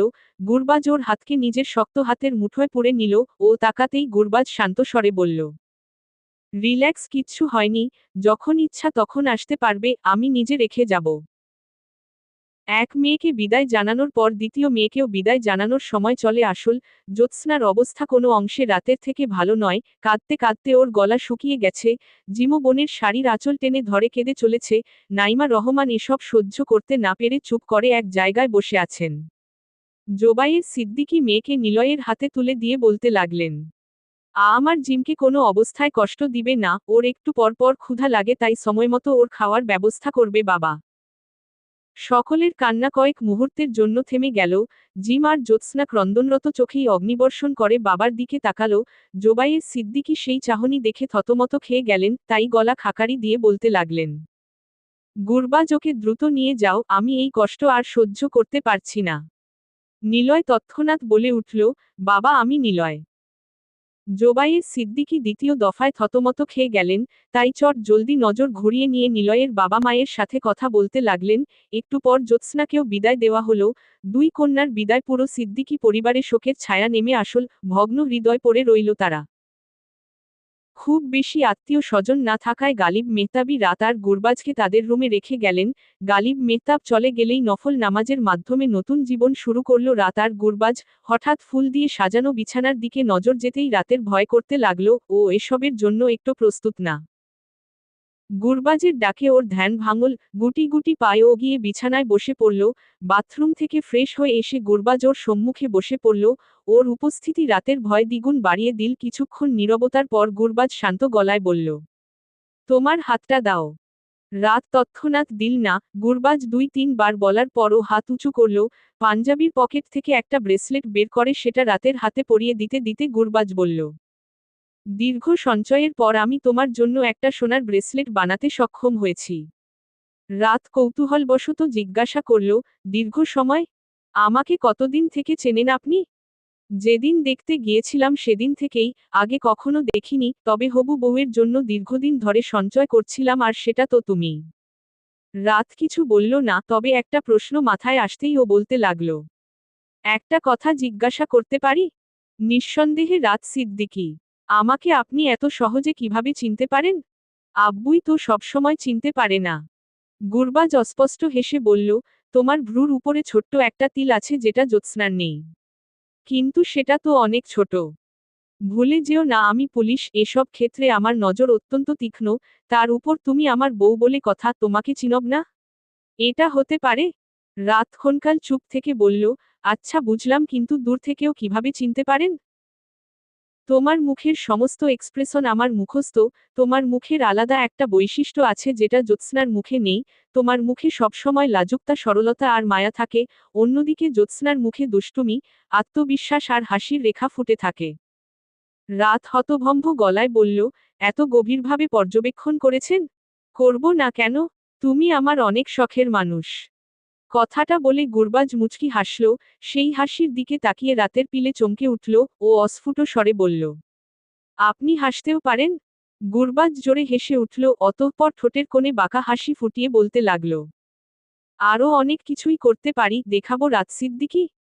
রাত গুরবাজের চাহনি দেখে ভয়ে ঢোক গিলল। একটু একটু করে এগিয়ে এসে গুরবাজ রাতের কপালে অনেক সময় নিয়ে চুম্বন করল। অতঃপর রাতের ওষ্ঠে হাত বোলাতে বোলাতে বলল, শুধু এটা না, আরও অনেক কিছু করতে পারি, দেখাবো? দেখাই কি বলো রাত সিদ্দিকী? জ্যোৎস্না কিংকর্তব্যবিমূঢ় হয়ে বিছানার দিকে তাকিয়ে আছে। সবার বাসরঘর সাজানো থাকে নানারকম ফুল দিয়ে, আর ওর বাসরঘর সাজানো হয়েছে প্লাস্টিকের আপেল দিয়ে। তাও আবারও অনেক সুন্দর করে সাজানো হয়েছে। নিলয় জায়নামাজ গুছিয়ে রাখতে রাখতে আর চোখে জ্যোৎস্নার হতভম্ব মুখটার দিকে তাকিয়ে মিটিমিটি হাসতে লাগলো। একটু পর ও পিছন থেকে জ্যোৎস্নাকে জড়িয়ে ধরে ওর ঘাড়ে মুখ ডুবিয়ে দিয়ে বলল, আমার ক্রিয়েটিভি কেমন লাগলো দুষ্টুরানি? জ্যোৎস্না অনেক কিছুই বলতো, কিন্তু নিলয়ের স্পর্শে ও থমকে গেল। তা বুঝতে পেরে নিলয় বাঁকা হাসল। ও বলতে লাগল, আমার দুষ্টুরানি দেখি লজ্জাও পায়? জ্যোৎস্না নিলয়ের থেকে নিজেকে ছাড়িয়ে নিয়ে অন্য মুখ হয়ে বলতে লাগল, টিউবলাইট কি আমাকে নির্লজ্জ ভাবে নাকি? নিলয় জ্যোৎস্নার সম্মুখে এসে ওর থুতনি ধরে মুখটা নিজের সামনাসামনি এনে বলল, উহু রূপতী লাগে আর খাদকবতী। জ্যোৎস্না লজ্জা পেলেও শেষ সম্বোধন শুনে ভ্রু কুঁচকে ফেলল, তাই নিলয়ের থেকে নিজেকে ছাড়িয়ে নিয়ে ও গম্ভীর মুখে বিছানায় গিয়ে বসে পড়ল।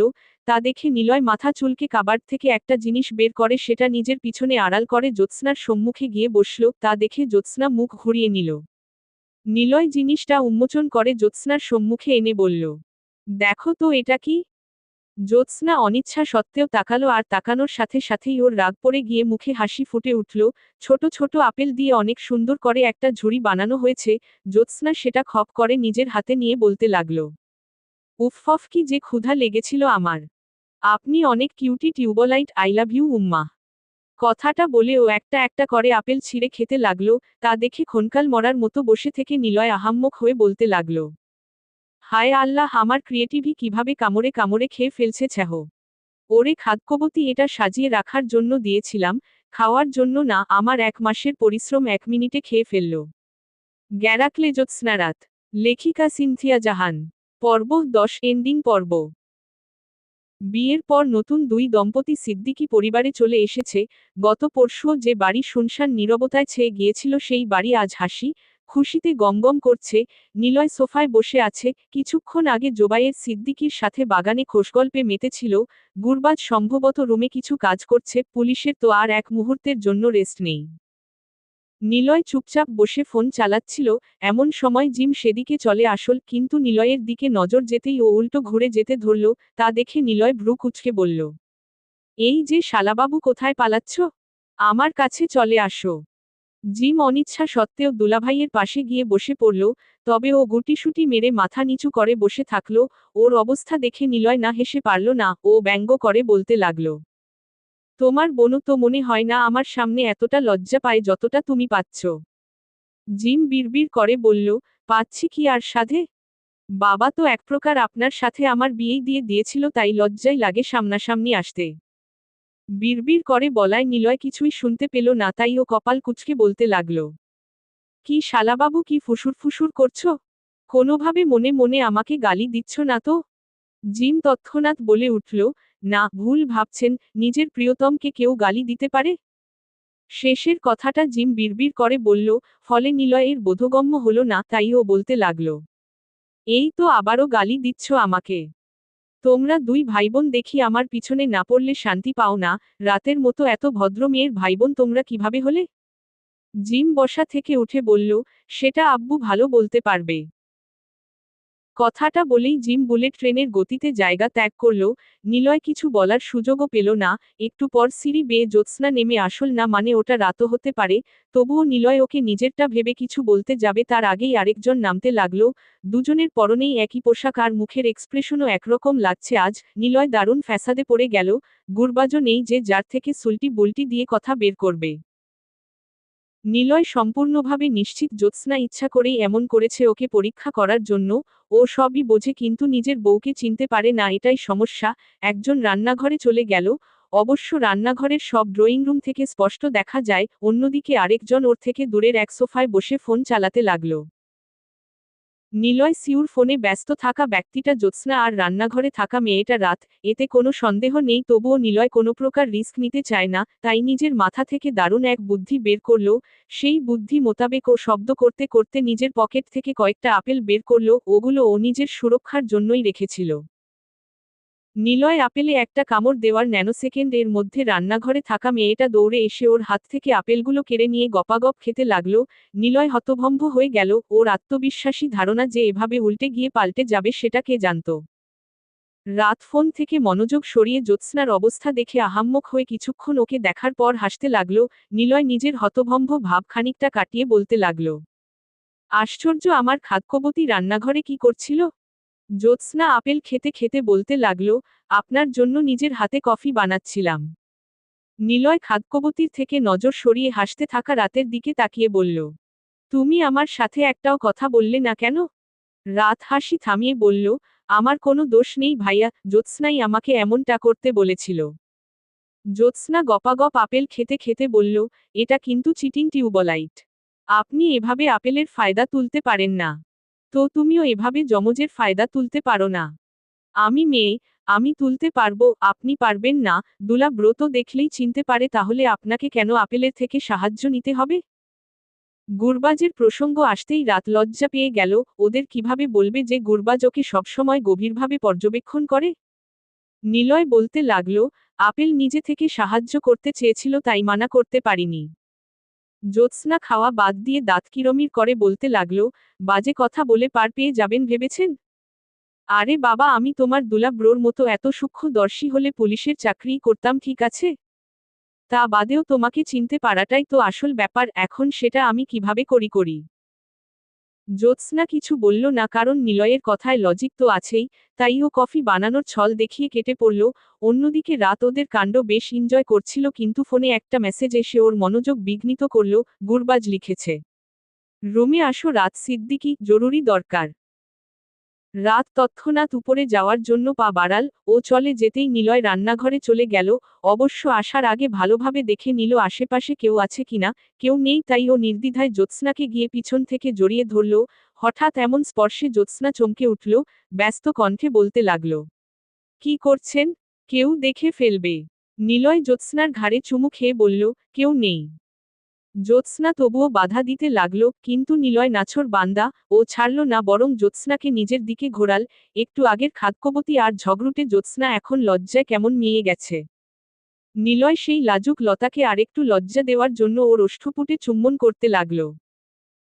কোনো জরুরি দরকার আছে ভেবে রাত চট জলদি চলে এসেছে, কিন্তু আসার সাথেই বুঝল ও মারাত্মক ভুল করে ফেলেছে। ও রুমে প্রবেশ করতেই গুরবাজ দরজা বন্ধ করে দিয়ে রাতকে জড়িয়ে ধরল। রাত অস্ফুট স্বরে বলল, এই ছিল জরুরি দরকার? অনেক জরুরি দরকার, বউশূন্যতায় ভুগছিলাম আমি। রাত নিজেকে ছাড়িয়ে নেওয়ার চেষ্টা করলে গুরবাজ নিজে থেকে ওকে ছাড়িয়ে দিল, তবে নিজের হাতের মুষ্টি থেকে মুক্তি দিল না। ও গভীর নজরে রাতের দিকে তাকিয়ে ধীরে ধীরে ওর ওষ্ঠের দিকে নিজের ওষ্ঠ নিয়ে যেতে লাগল। পরিশেষে ওষ্ঠদ্বয় মিলিত হয়ে গেল। বেশ কিছুক্ষণ পর ছেড়ে দিলে রাত লজ্জায় লাল হয়ে গেল। ও কাটকাট গলায় বলতে লাগল, আপনি পুলিশও না, আপনি মানুষও না, আপনি হচ্ছেন নির্লজ্জ। গুরবাজ ঠোঁট মুছছিল। বউয়ের কথা শুনে জোরে জোরে হাসতে লাগল। সেই হাসির দিকে তাকিয়ে রাত বরাবরের মতো মুগ্ধ হয়ে গেল। এই লোকটাকে হাসলে অনেক সুন্দর লাগে। রাত নিজের মুগ্ধতা কাটিয়ে ভ্রু কুঁচকে বলতে লাগল, ক্রিকেটার হাসান মাহমুদ আর আপনি একই কোয়ালিটির। হাসান মাহমুদও বিয়ের আগে হাসতো না, কিন্তু বিয়ের পরদিন থেকেই হাসা শুরু করে দিয়েছে। গুরবাজ হাসি থামিয়ে বলল, তোমার নজর সবদিকেই আছে দেখছি। থাকবে না কেন? হাসান মাহমুদ প্রতিপক্ষ ব্যাটসম্যান কষ্ট পাবে জন্য হাসত না, আর আপনি সময়ের অভাবে হাসতেন না, কিন্তু দুজনেই ভুয়া। আসলে আপনাদের বউ পাওয়ার কুরকুরি উঠেছিল তাই হাসতেন না। না হেসে পরিবারকে বোঝাতেন যে আমাকে বউ দাও। গুরবাজ জোরে হেসে ফেলল। বউয়ের থেকে প্রথমবার এত এত কথা শুনে নিজের হাসি আটকাতে পারল না ও। কয়েক বছর অতিক্রম হয়ে গেছে। জ্যোৎস্নারাতের সংসার বেশ ভালোভাবেই কেটেছে এবং কাটছে। ও হ্যাঁ, ওদের দু বোনের কোল আলো করে দুটো মিষ্টি মিষ্টি মেয়ে এসেছে। অবাক করা বিষয়, ওদের বাচ্চারা একই দিনে পৃথিবীতে পদার্পণ করেছে। নিলয় আর জ্যোৎস্নার মেয়ের নাম নূর মাহমুদ, অন্যদিকে রাত আর গুরবাজের মেয়ের নাম গুঞ্জন মেহতাব। আজ 2 বছরের ছোট্ট ছোট্ট গুঞ্জন আর নূর নিজেদের নানু বাড়িতে এসেছে বাবা মাকে সাথে নিয়ে। ওরা নানার কোলে আধিপত্য গড়ে তুলল। আসার সাথে সাথেই জোবায়ের সিদ্দিকী দুজনকে 2 কোলে নিয়ে বলতে লাগলেন, আমার সোনামণিরা কত বড় হয়ে গেছে। আমার নিলয় আর গুরবাজ মামুনি এখন হাঁটা শিখেছে। ছোট বাচ্চা দুটো নানার দিকে তাকিয়ে খিলখিল করে হাসতে লাগলো। তবে বাচ্চাদের বাবা মায়ের কটমট নজর থেকে বাঁচতে পারলেন না জোবায়ের সিদ্দিকী। সবার হয়ে জ্যোৎস্না কঠিন গলায় বলতে লাগলো, বাবা, ওদের মুখে কি কোনো প্রকার দাড়ি চোখে পড়ছে তোমার? দুলা ব্রো আর উনার ফটোকপি কি তোমার কোলে চড়ে আছে? জোবায়ের সিদ্দিকী থতমত খেয়ে গেলেন। উনি নাতনিদের নিয়ে বাগানের দিকে চলে গেলেন সবার এমন কুটিল দৃষ্টি থেকে বাঁচার জন্য। ওদিকে 15 বছরের জিম মনে মনে স্বস্তির নিঃশ্বাস ফেলে বলতে লাগল, যাক বাবা, আমার নাম নেয়নি এবার, নয়তো সম্পর্ক এক পলকে উল্টেপাল্টে যেত। নিজের স্বস্তি লুকিয়ে জিম বোন আর বোন জামাইয়ের সাথে সৌজন্যমূলক কথাবার্তা বলল। অতঃপর সকলে ফ্রেশ হওয়ার জন্য উপরে চলে গেল। ওরা চলে যাওয়ার অনেকক্ষণ পর নূর আর গুঞ্জন গুটি গুটি পায়ে হাঁটতে হাঁটতে ড্রয়িং রুমে চলে আসল। দু বোনে চাইনিজ ভাষায় নিজেদের সাথে কথা বলছে, যেটা বোঝার ক্ষমতা স্বয়ং চাইনিজদেরও নেই। নিজেদের মধ্যে জরুরি কথাবার্তা অব্যাহত রেখে ওরা আধো আধো বুলিয়ে বলতে লাগল, মামম্মা, মামম্মা। অনেকবার ডাকার পরও জবাব না পেয়ে দুবোন নিজেদের মধ্যে শলা পরামর্শ করে ডাক পরিবর্তন করে বলতে লাগল, বাবব্বা। একটু পর গুরবাজ আর নিলয় নিচে নেমে আসল হাসিমুখে নিজেদের মেয়েদের কোলে তুলে নিয়ে ওদের নরম নরম গালে টপাটপ চুমু খেতে লাগলো, আর বাচ্চা দুটো খিলখিল করে হাসতে লাগলো। বাবার থেকে আদর পাওয়ার মাঝেই ওদের মাম্মারাও চলে আসল, কিন্তু জ্যোৎস্না রাতের একই পোশাক পরা দেখে ওদের বাবাদের ভ্রু কুঁচকে গেল। নিলয় বিড়বিড় করে বলতে লাগলো, নিজের বাড়িতে আসলেই আমাকে কনফিউজ করা শুরু করে দেয় এই খাদ্যবতী। তবে জ্যোৎস্নারাত নিজেরাও নিজেদের দেখে অবাক হয়ে গেল, কাকতালীয়ভাবে ওদের পোশাক মিলে গেছে আজকে। মায়েদের দেখতেই গুঞ্জন আর নূর ওদের দিকে হাত বাড়িয়ে দিল, ওরা গিয়ে নিজেদের মেয়েকে কোলে তুলে নিল। তবে হুট করে নূর পিছনে রাতকে দেখে ক্ষণকাল চুপ করে থেকে হাত বাড়িয়ে দিয়ে বলল, মামম মা। রাত প্রথম দফায় অবাক হলেও বুঝে গেল নূর ওকে জ্যোৎস্না ভাবছে। এদিকে গুঞ্জনও একই ভুল করে জ্যোৎস্নাকে নিজের মাম্মা ভাবছে। ওরা কোল পরিবর্তন না করায় নূর আর গুঞ্জন কান্না শুরু করে দিল। তাই চট জলদি রাত জ্যোৎস্নার মেয়েকে আর জ্যোৎস্না রাতের মেয়েকে কোলে তুলে নিল। একটু পর আবারও দ্বিতীয় জনের দিকে নজর গেলে ওরা কোল পরিবর্তন করার জন্য কান্নাকাটি শুরু করে দিল। এভাবে ননস্টপ কোল পাল্টাপাল্টি চলতেই থাকলো। জ্যোৎস্নারাত ক্লান্ত হয়ে গেল এসব করতে করতে, কিন্তু অবুঝ বাচ্চারা এখনো কনফিউজনে ভুগছে আর কোল পরিবর্তন করে চলেছে। ওদের অবস্থা দেখে গুরবাজ আর নিলয় বহু কষ্টে হাসি আটকে রেখেছে। এক পর্যায়ে ওরা দুজন জোরে হেসে ফেলে বলল, গ্যারাকলে জ্যোৎস্নারাত। সমাপ্ত।